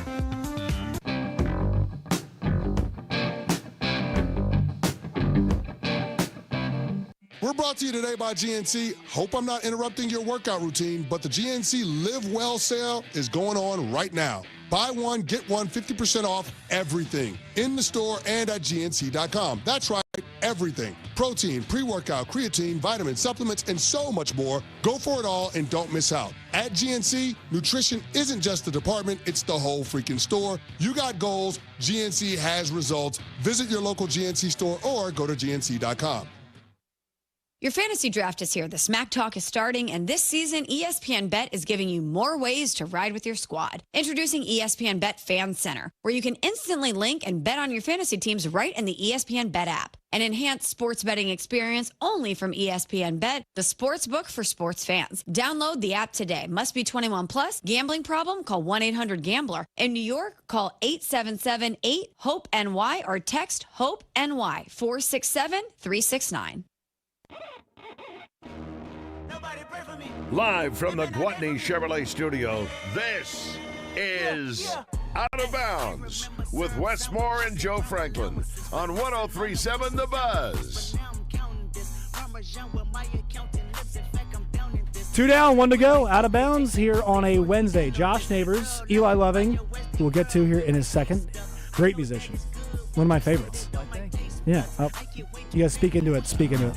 I gotta really be up. I need the voice set on Friday. I said, thank you. Yeah. Jack Allen's here as well from Channel 7. My work compadre.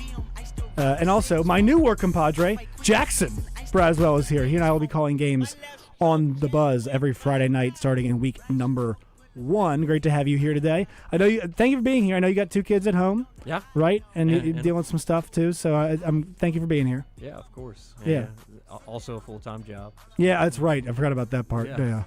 Not just 2 full-time jobs, as a father and as an actual full-time job. Yeah. What do you do for work for the folks who Yeah, so I'm the public affairs manager for Weyerhaeuser. We're a timber company, own about 1.2 million acres of land here in the state, and I'm our on-the-ground lobbyist in Arkansas and Oklahoma. So blue collar, working for a timber company. Love that. 501-661-1037 is the D3 Auto Sales text line. That's also how you guys can get in touch with us via phone. Pick up and call. As I think Bear Bryant once said, pick up and call your mom. All right? Just go ahead and do that. You should, every day. When was the last time you talked to your mom, Eli? No comment. Well, your mileage, once again, not very long ago. Yeah, your relation to your parents. All right. Actually, the other night, my mom's cat was in the hospital. I don't know. Is he okay? When I was playing the other night, I said I would play a little extra hard for Cat. Wow. What's the cat's name? That was like last week. What's the cat's name? The cat's name is Cat. All right, we've lost originality as an entire race of human. Jack, last time you talked to your mom? Monday. Jackson. Yesterday. I'm afraid like his mom's dead or something. No. It's like really. Let's go. Oh, not good. Would have been really rude to do that. All right, D3 Auto Sales text line. Somebody said, Josh, they shouldn't bet, not just hide the Venmo. Fair point. Don't bet. But you should hide your Venmo in general. Generally speaking, you should hide your Venmo. Why? Give me the justification for leaving your Venmo. Text us Tell us, why would you leave I don't even your have Venmo? enough money in my Venmo to use it for Really? anything. No. You don't link it to your bank account? I mean, yeah, but like the bank account. What's your routing number? too? You know what I mean? Like What's I'm your not social, trying to brother? Venmo. I'm not trying to Venmo people. The other thing that you can do is not put exactly what you're giving money for. You can't say sports betting, USC. Pizza. Versus That's the argument that Mateer is making, though, is that it was a sarcastic, like. I don't believe him, but you know. But that's the Yeah, issue is yeah. that those two teams played that exact same day. We were just hanging out watching the game. We ordered pizza to that game. Yeah. Exactly. That's what you should be doing. Let's see. Somebody asks, what is your opinion about possibly not having walk-ons anymore? This is something that's been discussed. It doesn't materially change how I'll watch. This is my thought about a lot of stuff that's changing. And people have said this a lot about how college sports is changing. I won't watch. I'm not going to do this. I'm not going to do that. I don't care anymore. The numbers don't bear that out. You're still watching. Walk-ons won't really change it. It's nice whenever the broadcaster goes, he's a former walk-on. We love the videos on Twitter from football teams where they say, hey, this kid just got a scholarship. It's great. But look, there's no walk. We have good stories in the NFL, but they're all employees, right? Those guys are employees getting their chances. These guys should be employees. Once again, it's the second most popular American sport. Treat them like the assets / players that they are. I'm not going to cry over losing walk-ons. I know it means a lot more in Arkansas because of obviously Brandon Burlsworth. That award goes to the top walk-on in the country every single year. What a great story that is. And you are losing a bit narrative-wise, and college sports is narrative, but it's not enough to me, Jackson. Does it bother you at all? No, and I think a lot of the walk-ons in parentheses these days are the ones that are just not getting NIL and they're getting their college paid for, which is great. Some stipends, yeah. Maybe. Well, my favorite walk-on thing is when your team goes on the road for basketball to a senior night, and it's like they're going to start all the seniors. And some guy named Jack off the end, no offense, Jack, named Jack Allen off the end of the bench has decided to go dummy, and he's going to hit 4 threes in the first 10 minutes. And you're like, what is happening? Why are we down 15 already? Because the one walk-on went on. But I don't think, Jack, for you, it will materially change how you watch. No, I mean, like, when was the last time? Like, the reality is that when we hear about good stories about walk-ons, it's because they got put on scholarship. Right. Like, that's it. What if we just put them on scholarship in the first place? Yeah. Yeah, I'm with that. Or when the walk-ons at Arkansas were watching a movie in the locker when room. the Polar Express was jamming in the... We got a good Bruce James clip about that where Bruce put belt behind on that. Let's see if I can find that clip. Where, yeah, he was not...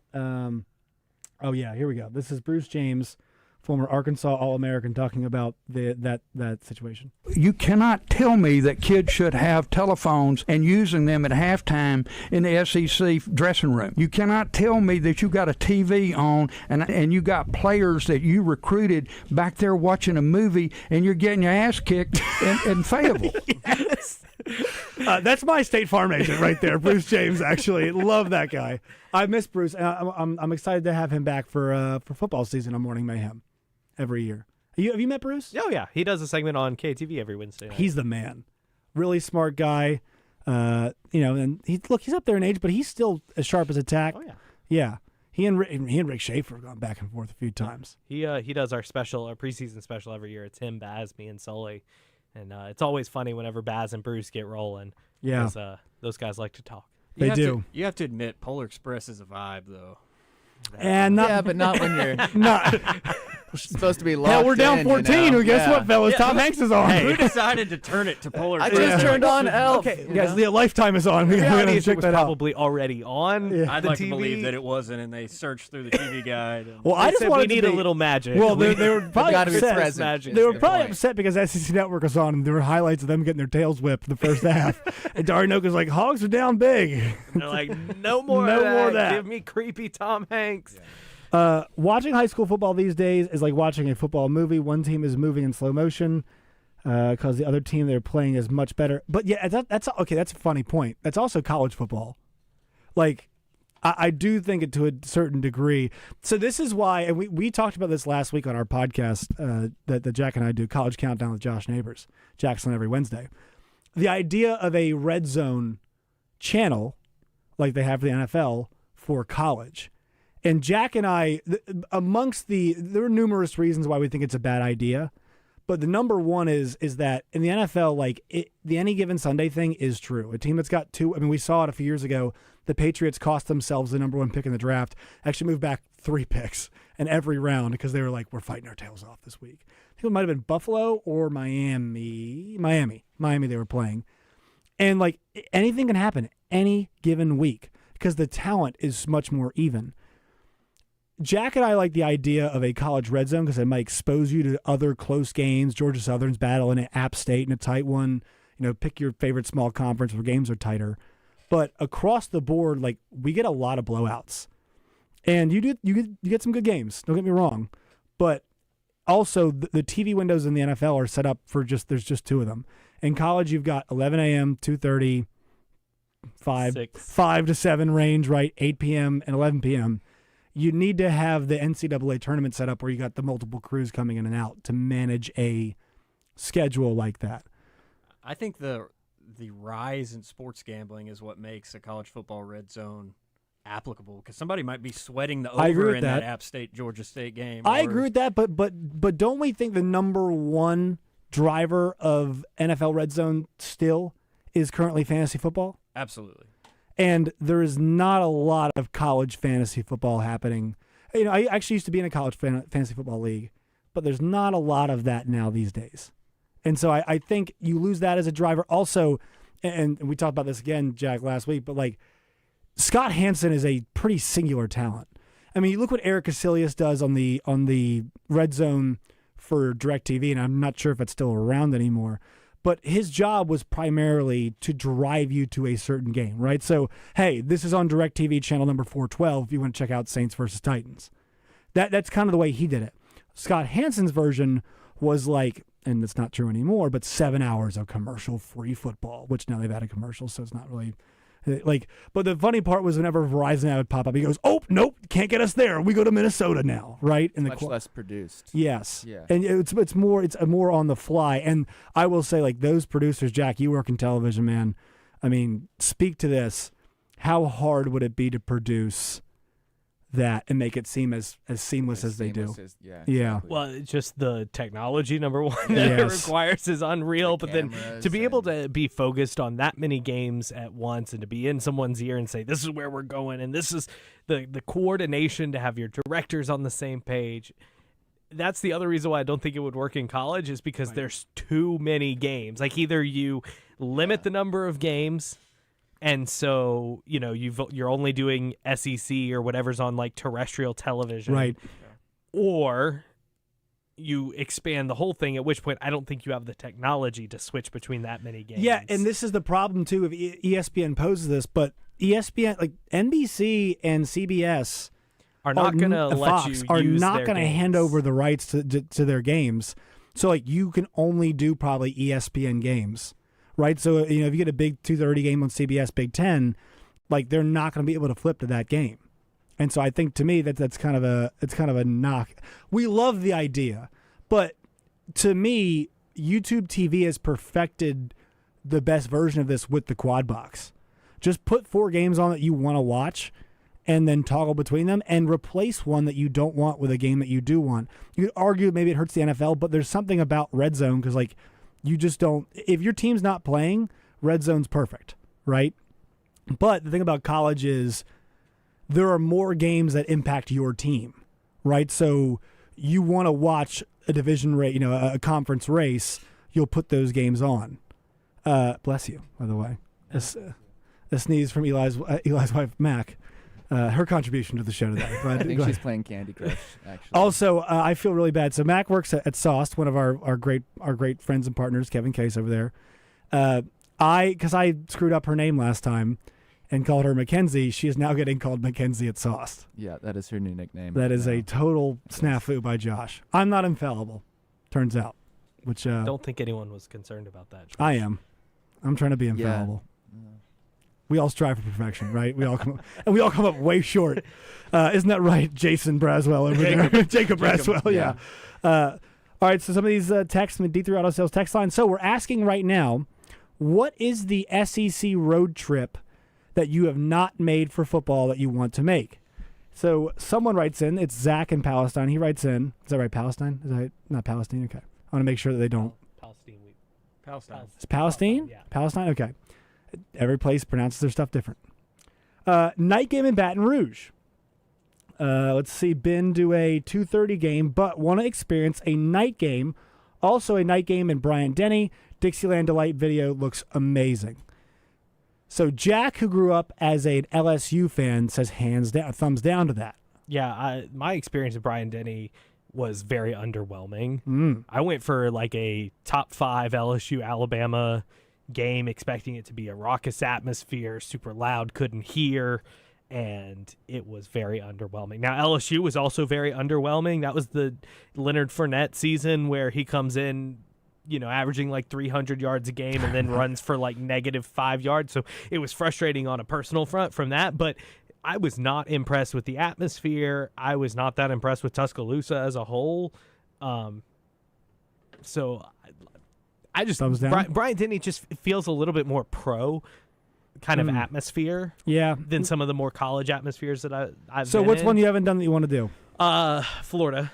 I want to go to the swamp. Which ones have you done? Because you've been around. So I've done, Baton Rouge, obviously. Yep. Done Fayetteville. I've been to a lot of games at Kyle Field, covering Texas A&M. I've went to a night game at Neyland. I've been to a couple games at Starkville, a couple games in Oxford. Went to Auburn this past year.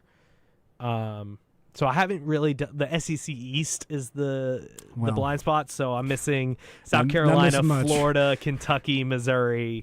I'll tell you what, a night game at Kroger Field is not something I can recommend.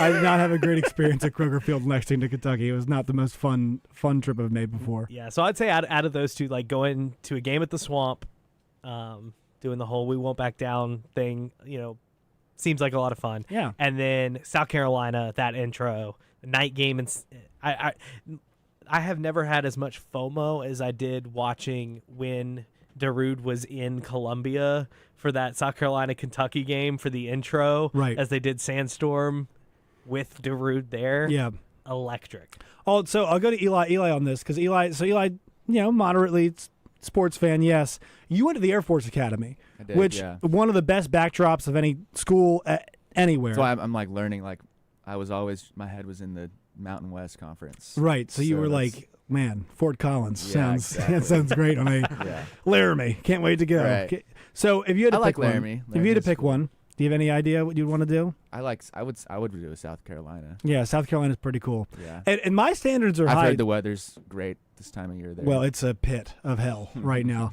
I remember I toured Columbia in May, and I was like, get me the freak out of here. It was hot.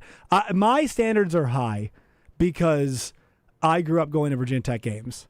So like you get the cool mountain air, you get the sun setting behind the mountains, and you get obviously Enter Sandman, right? So I think South Carolina kind of comes to mind. I was very fortunate. I got to call the Mizzou Georgia game my junior year, and night game, really amazing vibe between the hedges. It was awesome. So it's weird. I've got 3 cousins who went to Tennessee, have not done Neyland. I think for the sheer mass of it, I want to go to Neyland because it's such a. I'd like to go to Tennessee, Florida. I think that'd be a lot of fun. So I went whenever LSU played at Tennessee. It was like 17, I think, and there was a torrential downpour in the middle of the game, and it was raining so hard coming out of halftime that when LSU kicked off, the Tennessee players could not see the ball in the air. It's the Detroit Eagles game. Yeah, and like the wind was blowing so hard. There's this iconic video of Coach O coming out of the tunnels like, this football weather, let's go, And he's like, I can't see the sideline. Where am I going? And then the wind was blowing so hard that part of the scoreboard fell off. No way. Like into the crowd. It was anybody wild. harmed? No, I don't think so. But it was also right after Butch Jones had been fired. Oh, that was so party his then. posters were still up everywhere. Wow. It was an iconic scene. Jackson, what about you? I'm night game Baton Rouge. I haven't been there. I mean, I think that is, probably the most highly rated atmosphere. Yeah. I'm with Jack. Play neck. I've been to Tuscaloosa at night, and it was extremely underwhelming. It felt super produced. The students didn't seem like they really cared, and I feel like a good student section kind of makes a college football atmosphere. I would not like to attend a game in Columbia, Missouri in daytime or nighttime. Okay. I feel like you could go to War Memorial Well, and it's watch usually- Arkansas play UAPB. and It's that would usually be an the Arkansas same loss. That's atmosphere. why. It's usually an Arkansas loss. That's No, why it's he's because saying that that. stadium looks like a high school stadium. It's look. I'm not going to tell you Faroe Field's it's not the Four Seasons. I'll tell you that. No, but LSU at nighttime would be great. I had some friends that went to the Georgia game a few years when we were undefeated early in the season, and they said that was the loudest stadium they had ever heard. Yeah, it's loud, man. Jack can tell you that. I want LSU Auburn at night. I've told you this too, Jack, because it's just weird things happen constantly in that game, and so I want all of the smoke from that one. They're not playing this year again, which is sad. That's the worst thing that has happened to SEC football. From the 501, I was in Tuscaloosa when number 1 Bama played number 2 LSU in 2011, and many got many night games in Baton Rouge. Been to one in College Station, Knoxville. The loudest was Knoxville. The best game, the atmosphere was hands down A&M. A&M is incredible Yeah. on the right night. Now, this is one thing I'll say to SEC schools. On the right night, all of them are incredible. Right. You get the hot crowd. You get the right because there are times when LSU misses. Like it is not always on. Yeah, no, and at night too, it's not always on. Like there are some games. It depends. If it rains too, the crowd kind of looks sparse at times. It is a really weird environment. Like because I remember when Arkansas went there, I think it was last year, 2 years ago. 2 years ago. I mean, and being very underwhelmed by the crowd and thinking this is, and so it's like they'll get up for the big moments when Bama comes to town. That place is rocking, but sometimes it misses, you know, and I think that's the case no matter where you go, right. And so You want a hot crowd. if you go to a good game anywhere, Yeah. it's gonna be electric. You want a hot crowd. I mean, you want like there have been some Kentucky Florida games, where it's just like at Kroger Field, albeit I trash Kroger Field, and I love my Kroger Field points. Big Kroger guy, love it. But like there have been some really good games there. Where it's Kentucky, it's Florida, it's 6 o'clock. I see Georgia Network. came in and they've yeah. struggled with it. Yeah, it's like 15 to 6. It's like one of those weird low scoring games. Somebody said I would want to go to the rivalry games, not necessarily when Arkansas is playing there. Yeah. Also, so Brent in North Little Rock says Whiteout and Happy Valley greater than sign. Yes. Night game at LSU. There is the very famous Mo Bamba clip when Shea Patterson just doesn't seem to understand what's happening at all. He waits 20 seconds and doesn't snap the ball. That looked absolutely insane. And I have several friends with Penn State who should have done that one. Well, that's I'll say like this goes to that same point. It's like Happy Valley on a whiteout crowd. Well, this is when everyone comes in expecting to be hyped up. Right. Like the same deal happens with LSU. Bama. There's Like also if you go, something just about a night game. Yeah, It is. yeah. It Well, is. You got a lot more time to get liquored get up. ready. Yeah. No, there's certain crowds too where it's like there's such a big juxtaposition because it's like the LSU fan base is obviously the most guilty. I mean, how many stories do you hear when it's LSU's in a bowl game and every hotel bar is out of alcohol? When they went to Syracuse, the whole town was out of liquor. Which is crazy because I have 2 cousins who went there and they were like that. Syracuse is just like it's a drinking town because there's not much to do in upstate New York. Yeah. But that is the thing is that some crowds they get liquored up a bit. West Virginia. Oh yeah. Oh boy, let me tell you about a night game in Morgantown. That place is on fire. And like it's the same thing for any sport, you want to. I think NBA maybe a bit less because it's pretty corporate now, but you get a hot crowd. You go to events like a UFC event or a pro wrestling event. The crowd is just they want blood. Like a Philadelphia for wrestling, they always say is amazing. And the teams know that they can feel that. They can feel it. They feed off of it too. Harder. They want neck. They play neck. That's yeah. I want all the next stories from Jack. 501-661-1037. Westmore out the next couple of days. I'll be with Joe Franklin, hopefully, depending on how, I'm not sure, once again, how jury duty and things like that nature go. Not a lawyer. But he should be back tomorrow. I'll be with him Thursday and Friday. And, yeah, Joe's doing jury duty. Wes is on vacation, so that's where they are. 501-661-1037. We get one from the 870. It says MIZZ, Missouri. Also, we'll get to this maybe in actually, let's do it next segment because Jackson made the point that one John Neighbors made a couple years ago. My dad just texted me and said, "What about Wake Forest UVA?" And then he also said, "West Virginia is literally on fire. They burn couches. That is a thing that the Mountaineers they do." Wow. Yeah, lunatics. Those toothless mountain people. And that's why I get upset whenever somebody goes, "Aren't you from West Virginia?" I say, No.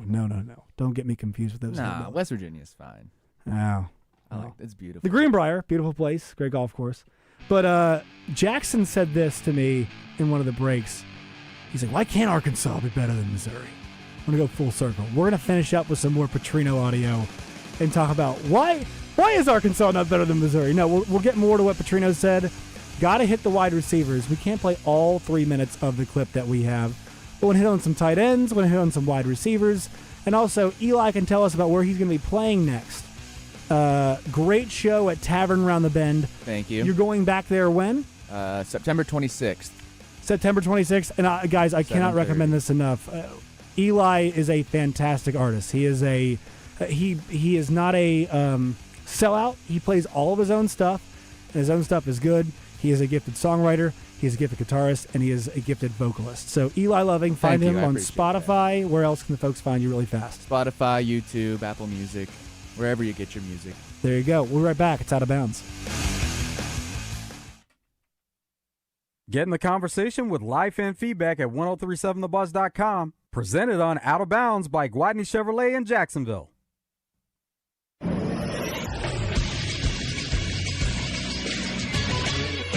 This is Sports Center. A holdout that actually worked out, as Bills running back James Cook has agreed to a 4-year, $48 million contract extension that includes $30 million guaranteed. That $30 million figure for Cook is the highest for a running back in the past 5 years. The extension comes after a 4-day holdout for Cook that included him missing Buffalo's first preseason game. In baseball last night, Paul Skeens could not cool off the red-hot Brewers. It was a 14-0 shellacking from the Brew Crew. 4 innings, 6 hits, 4 runs, 2 homers, 2 walks, and only 4 strikeouts in 93 pitches for the ace of the Pirates. That is 11 straight wins for Milwaukee. They are now 31 games over 500, and they own the best record in all of baseball. Also in baseball, the Mets have a new home run king as Pete Alonso passes Darryl Strawberry for the most home runs in Mets franchise history with 253. I'm Josh Neighbors for the Buzz Radio Network.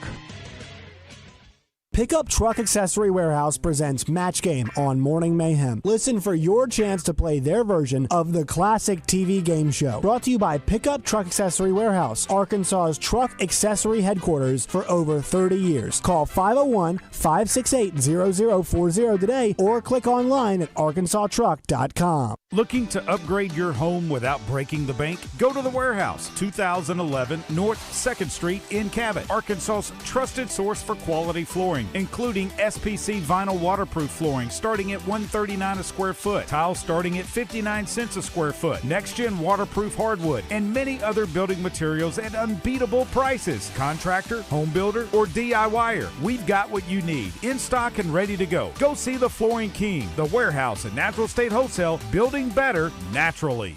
If the 25th is the silver anniversary and the 50th is gold, what's the 75th? Well, that's the fresh beef, onions, pickles, lettuce, tomatoes, fries, and drink anniversary. Everybody knows that. Get the #1 water meal for $7.50 in honor of our 75th anniversary. A meal like that is the way you're supposed to celebrate a 75th. The Whataburger 75th Meal Deal. Whataburger, what a deal. For a limited time at participating locations. There's a lot of uncertainty in the world, but one thing's for sure. You need a PC you can rely on. Whether it's for school, gaming, or whatever your next chapter holds, Lenovo.com has the tech to help you succeed. Shop PCs right now at Lenovo.com during their back-to-school sale, where students can save more when they sign up for a Lenovo Education account. Free shipping, easy returns, flexible financing. That's Lenovo.com. Lenovo. Drivers who switch and save with Progressive could save hundreds. With that kind of money, you could go big time. The next time you're out to dinner with friends, you can order the shrimp cocktail for the table. And maybe you'll realize it only comes with 4 shrimp after you've already given away 3, but that one shrimp will be so good. And if you switch and save hundreds, you could get shrimp all the time. Switch to Progressive and you could save big time. For shrimp. Progressive Casualty Insurance Company and affiliates, not available in all states. Potential savings will vary. Proudly serving Little Rock and the surrounding areas, All About Tire and Brake Tire Pros is your trusted one-stop shop for all your automotive needs. We know that tire needs and auto repair services can be stressful and unplanned, but at All About Tire and Brake Tire Pros, we offer fast and simple financing for everyone. Whether you're looking for new tires or any kind of auto repair, we have your financing needs covered. Visit us in Mapleville or Little Rock today or online at allabouttireandbrake.com. Tire Pros. Love the drive. It's Justin Acree for CertaPro Painters, and I highly recommend the folks at CertaPro for your next project, whether it's for your home or your business. Interior or exterior, doesn't matter. They always go the extra mile. They painted the exterior of my home before, and what impressed me the most was the attention to detail. They notice a few boards that need minor repairs before they paint them. They will take care of that as well and save you headaches later on. Schedules fill up fast, so get on the schedule now at CertaPro.com. That's Certa with a C. Each CertaPro Painters business is independently owned and operated. Schedule your free estimate now at CertaPro.com. Out of Bounds, live from the Gwatney Chevrolet studio.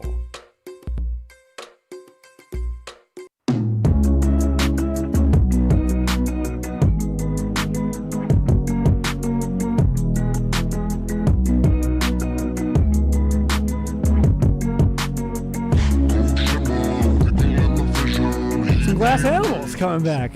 I'm a fan. Oh, I love the Glass Animals. Yeah, they're very good. They're great. Yeah, they are. It's a good vibe. Josh Neighbors here on Out of Bounds. Wes and Joe are out forever. Just kidding. They're back next week as a tandem. Joe Franklin back tomorrow. And I'll be filling in next week for Justin Acree on the Zone. So that'll be fun. Love to chop it up with DJ. Not sure if DJ likes chopping it up with me, but I love chopping it up with DJ. A lot of fun. Jack Allen is here, as is our man Jackson Braswell.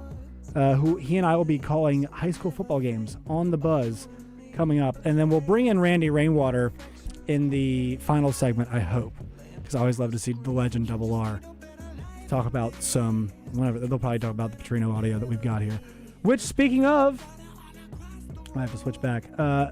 He had a 3-minute clip that we've got here about the wide receivers, which obviously we will not burn that entire clip. Let's see, button bar, Hold on, some live producing here. All right, here's Bobby Petrino on the wide receivers. 3 minutes and 4 seconds. That pretends that he's going to talk about everybody, so let's go. They're competing to get reps with the ones and reps with the twos. They're competing to get out there. So I think it's a good problem. We do need to, as we work through here the next 2.5 weeks, we need to find out who wants to be the go-to guy and who we're going to count on. But it's really been good competition, at the X receiver spot. Blake's done a really nice job. He's way ahead of where he was in spring and playing fast and precise. He's got good hands, so he can make great catches, and he's got to be consistent and not drop the easy ones. That's just concentration. Monte's a different guy. One of the things that showed up with him is the testing from summer. When you look at his height, weight, speed, vertical jump, all of these things are off the charts for a receiver, and you go, man, we got to get this guy the ball. And so we made a conscious effort at doing it, and he's responded great to it. He had the most yards receiving in the scrimmage the other day, and made 2 really good catches and runs after the catch. So that was really good to see with him.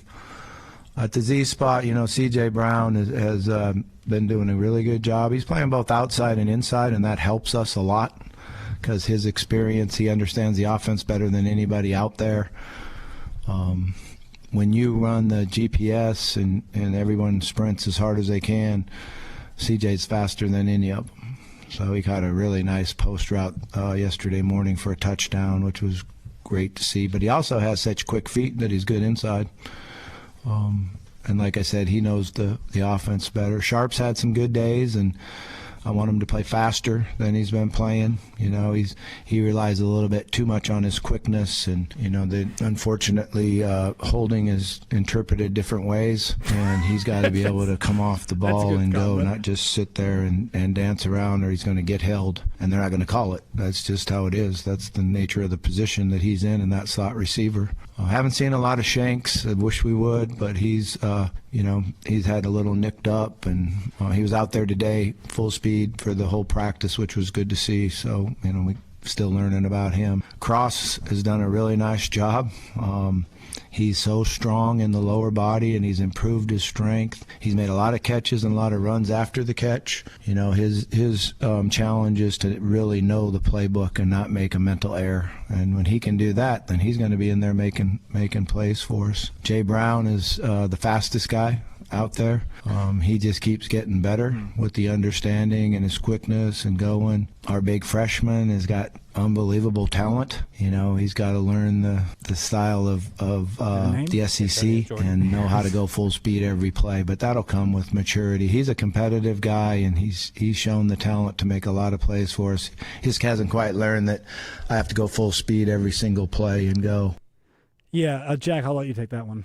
Yeah, I mean, we talk about if you have 2 quarterbacks, you have none. If you have, 15 17 wide receivers, you have maybe have 3. Well, and the reality is that, I think receiver is one of the positions that you can kind of get away with not necessarily having the most talent at. Yes.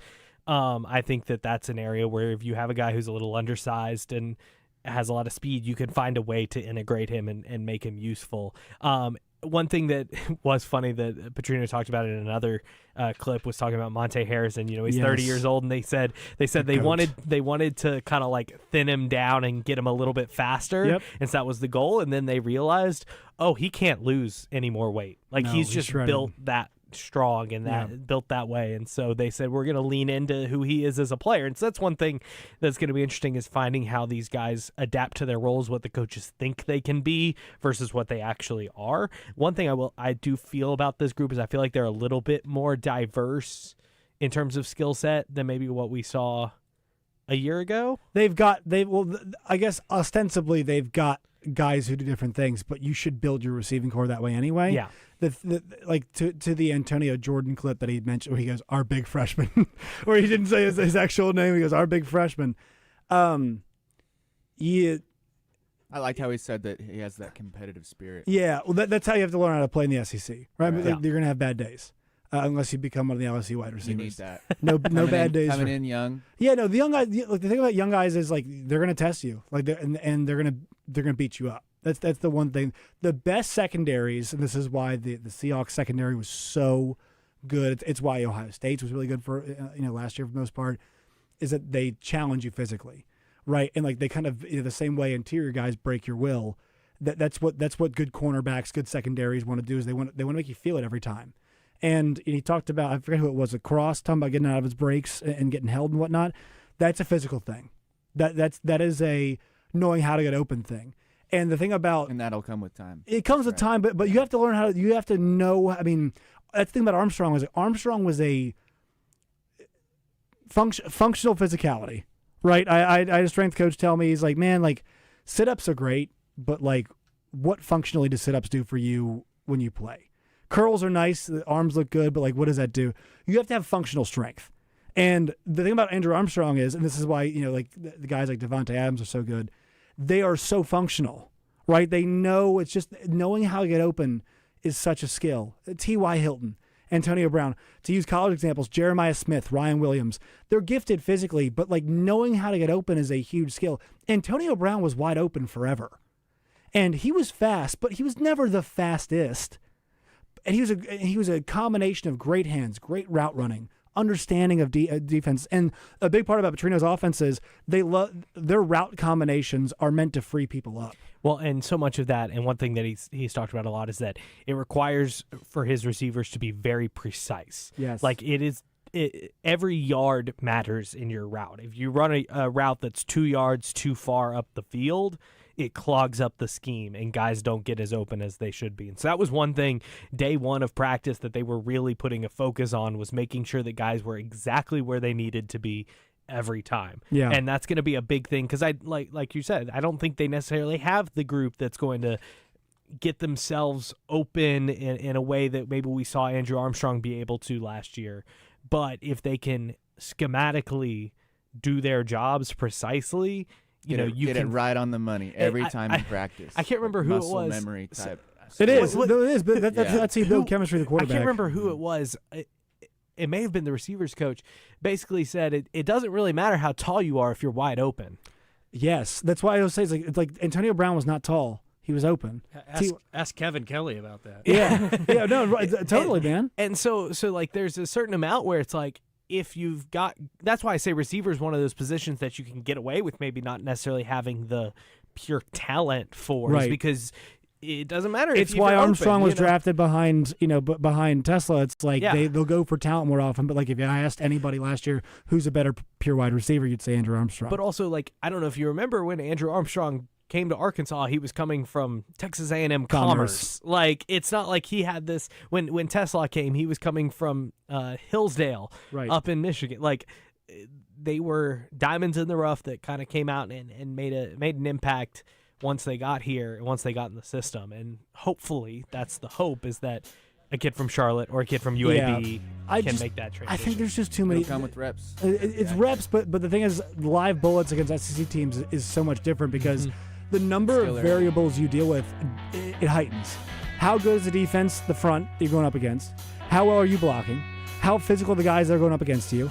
And also, like, how much time does your quarterback have? Because that chemistry is built. This is why Rodgers and Adams were so good, is their chemistry is what made them special.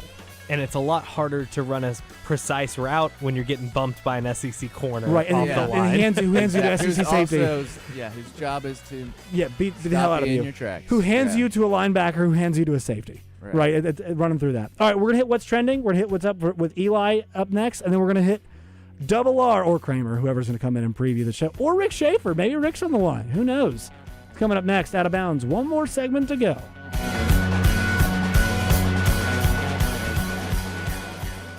It's a tough time. Injured, and it was not your fault. Hurts in the pocketbook, too. Who do you turn to? Don't call a lawyer and find they're out of state or talk with someone at a call center. Call us at the Brad Hendricks Law Firm and talk to a real Arkansas lawyer directly. And remember, the only place that success comes before work is in the dictionary. We'll work hard for you. Have for over 30 years. The Brad Hendricks Law Firm. Tradition, reputation, results. An official message from Medicare. I'm saving money on my Medicare prescriptions. Maybe you can save too. With Medicare's Extra Help program, my premium is zero and my out-of-pocket costs are low. Who should apply? Single people making less than $24,000 a year or married couples who make less than $32,000. Even if you don't think you qualify, it pays to find out. Go to ssa.gov/extrahelp. Paid for by the U.S. Department of Health and Human Services. Your next Chevy is in stock and waiting for you at Gwatney Chevrolet in Jacksonville. Get behind the wheel of a new Tahoe or Colorado with up to $2,500 in loyalty trade-in bonus, no payments until December, and low APR financing. Save up to $12,000 on select Silverados or shop used cars starting at $250 a month. And we're paying more than ever for quality vehicles, even if you don't buy from us. Visit Gwatney Chevrolet, 1301 TP White Drive in Jacksonville. Chevrolet, together, let's drive. With approved credit, restrictions apply. See dealer for details. Did you get us switched over to shelter insurance? Actually, I found a deal online. You did? Does your deal come with award-winning customer service? Oh, I'm not sure. Does the deal include a local agent? Doesn't actually say. Can we create a customized plan that fits our needs? Let's just call the local shelter agent. For insurance that fits just right, find a shelter agent near you. See shelter agent Madison Buse in England, Matt Cooper in Russellville, or Todd Session in Morrilton today. Now that it's summer, we're blowing out prices at HJ Trailer Sales. Through the end of the month at factory cost, some even below. Aluminum truck beds in stock marked down to $6,500 installed. All bedrock beds $4,900 installed. Butler hay beds $12,800 installed. Need a trailer? Good Guys 22-foot 10K $8,100. All air tow trailers under $20,000. Delta 30-foot 14K gooseneck only $10,900. HJ Trailer Sales on Facebook or hjtrailersales.com. Hot Springs and Paragould. Come check out the latest in large-scale logging equipment, attachments, supplies, technology, and services at the Southwest Forest Products Expo August 22nd through the 23rd at the Hot Springs Convention Center. Watch the Timberworks Lumberjack Show. See chainsaw sculptures by Artistry in Wood. Visit the online video arcade. It's fun for the whole family. Visit arcloggers.com for schedule, info, training, workshops, and links to the online ticket hub. That's arcloggers.com. 2-day pass for those 16 and older is $10. Kids under 16 free. See you in Hot Springs at the Southwest Forest Products Expo. Call calling all agents for the $950,000 Agent 7 operation at Southland Casino Hotel. Earn entries daily in August and September to win huge free play prizes or a 2025 BMW. Join us August 30th and September 27th when 10 lucky spies will win up to $10,007 in free play or your own getaway car, a 2025 BMW. You've got your mission. Agent 7 operation at Southland Casino Hotel. Must be 21 plus. Play responsibly. For help quitting, call 800-522-4700. What's going on, everyone? DJ Williams here with the Buzz in the Zone. We're on the road. We're heading to Conway. We got Media Day football season right around the corner. We're going to be joined by the head coach of that UCA, Nathan Brown. Even going to have a segment with his wife. We got to see what the coaches' wives got going on right now. Also going to be joined by the mayor. A lot to talk about. Justin said he may have a bone to pick. Make sure you tune in for that one. Also going to wrap it up with Dr. Lawrence O'Malley from UAMS. You got Nick. You got a bad back, hip, ankle. Doesn't matter what it is. Get your answers in tomorrow when you tune in. The Zone, where sports and entertainment come crashing together. Out of Bounds on 103.7 The Buzz. Live from the Gwatney Chevrolet studio. Gwatney Chevrolet. Driving, trust every mile.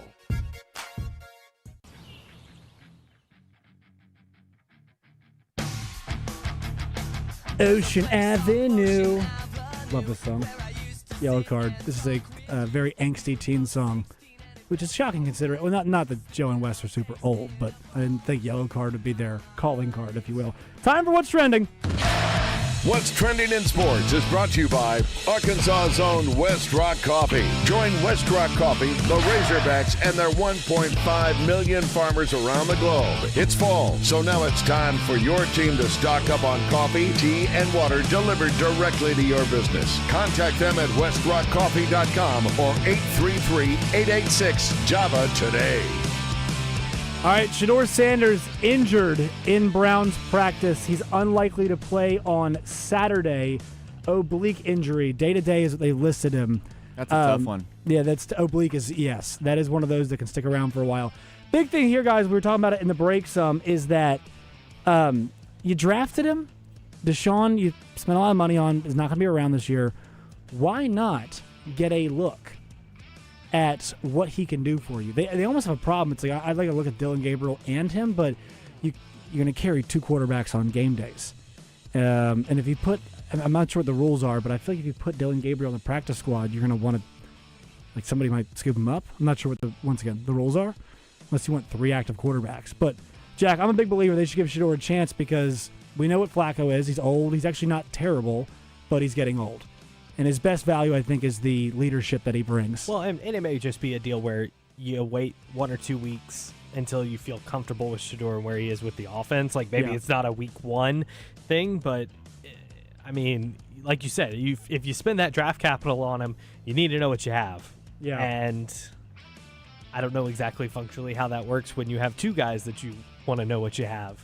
Yeah. And I think that's why, like, I would have been surprised if we saw him in a super expansive role on Saturday anyway, because I feel like you've given him one, now you give Dylan Gabriel one. Yeah, like, and here's the thing, Shedeur lit it up in his one chance, did. right? He was really good. He was really strong. Always in the news, the Dallas Cowboys, for a variety of reasons. The documentary is out. Also, Jerry Jones made some news saying that he was battling cancer, stage 4 melanoma, and had beat it. And it was in the 5th episode of the Netflix documentary.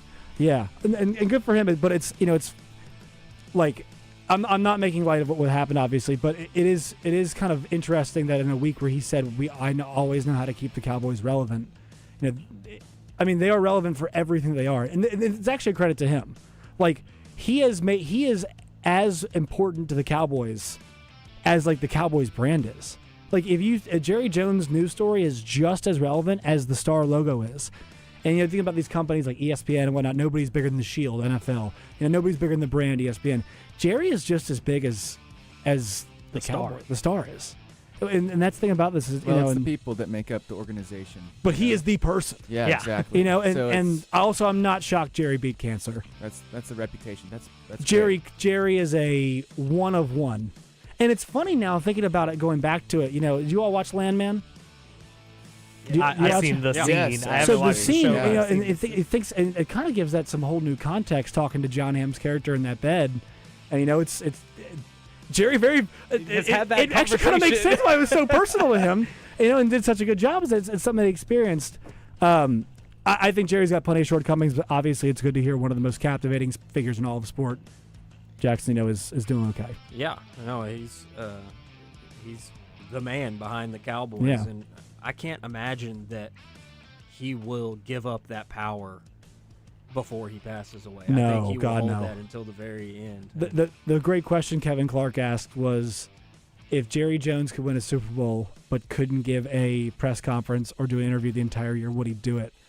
The answer is obviously no. And he's You don't actually, think so? No, oh God, no. And he's earned that right. It's his thing. It's his team. It's his business. But he has also done such a good job putting the Cowboys at the center of everything. I mean, I walk in every morning, hear the last part of the what's it called? The morning show, Unsportsmanlike, and it's Cowboys. This is Cowboys segment. I've heard him have the same conversation 10 times this offseason. What is he going to do with Micah Parsons? Sign him. He signs everybody late and gives them always as much money as they ask for. And also, I want to toss this in.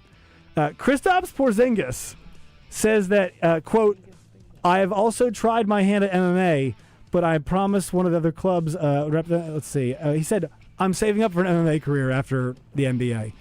Look, brother, in a sport with a 100% injury rate, mixed martial arts, I don't know how 7'2" Kristaps Porzingis gets the job done. 7 foot tall Stephen Struve was a heavyweight. He was a pretty good heavyweight too, but I'm not sure if Kristaps is going to be doing. At what point does your reach work against you? You're too tall. Yeah, because right? you talk about having a good wingspan, and how that's an advantage. There's the word. You have to get the punches forward though. You have to get them down. Down. You have to have straight jabs. If you just does punches, not feel like you're a in, successful I don't recipe. know. From what he said, from what you said, that the Latvian laser. No, it's that was his nickname, by the way. Would you want to see a 7'2" guy mixed martial arts? I don't want to watch Kristaps. I'd like to see it. He said that I'd like he to was. see it. I don't think it would If work. what you said is true, he said he's saving for it, which means he's already a fighter. Well, I hope he invests in I something figure else.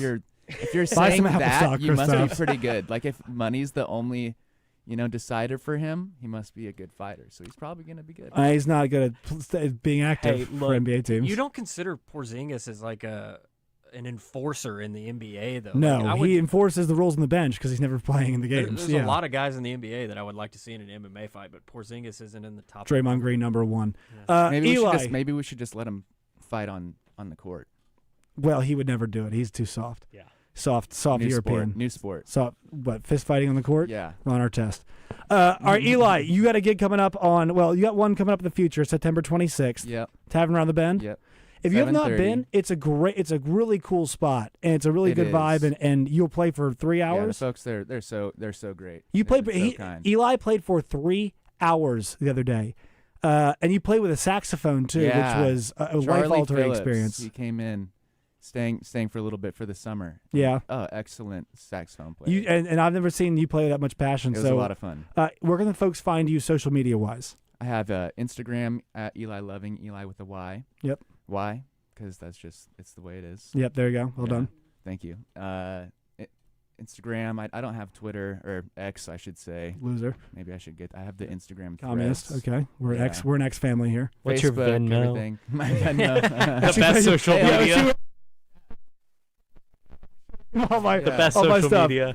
Jack, where can people find you and your work and all of its variety? Jack Allen TV on Twitter, X, whatever you want to call it, and then weekends on Channel 7. Hey, just tune into Channel 7. Get your local news anyway. Every day. Yeah. Steve Sullivan's great too. We love Sully. I love Sully, personally. Jackson, you can hear us every Friday night starting week 1 on the Buzz Game of the Week, high school football, which I know Randy, who's not in here right now, very upset about that, can appreciate. But fired up, dude. Thanks for coming in today. Really had a great time. Thanks for having me. It's a ton of fun. You can find me on Twitter at @JoshNeighbors_. Drive Time is coming up next. Randy, Rick, the normal, whatever deal they do. I'm gonna be honest with you guys. I do a lot of radio, do a lot of stuff. 4 to 7. I'm not always dialed in. I will listen sometimes though. And they've started playing Roger Scott's songs, which reminds me, I'll be back tomorrow morning. Morning Mayhem, 6 a.m. to 10 a.m. The boys are live from Bath Fitters tomorrow. Also, College Countdown podcast you guys can find on YouTube, X, Facebook, Twitch is where you can find our normal show, but YouTube for the podcast. Thanks for joining us. Joe Franklin back tomorrow with myself. Thanks for listening to Out of Bounds. Drive Time coming at you next.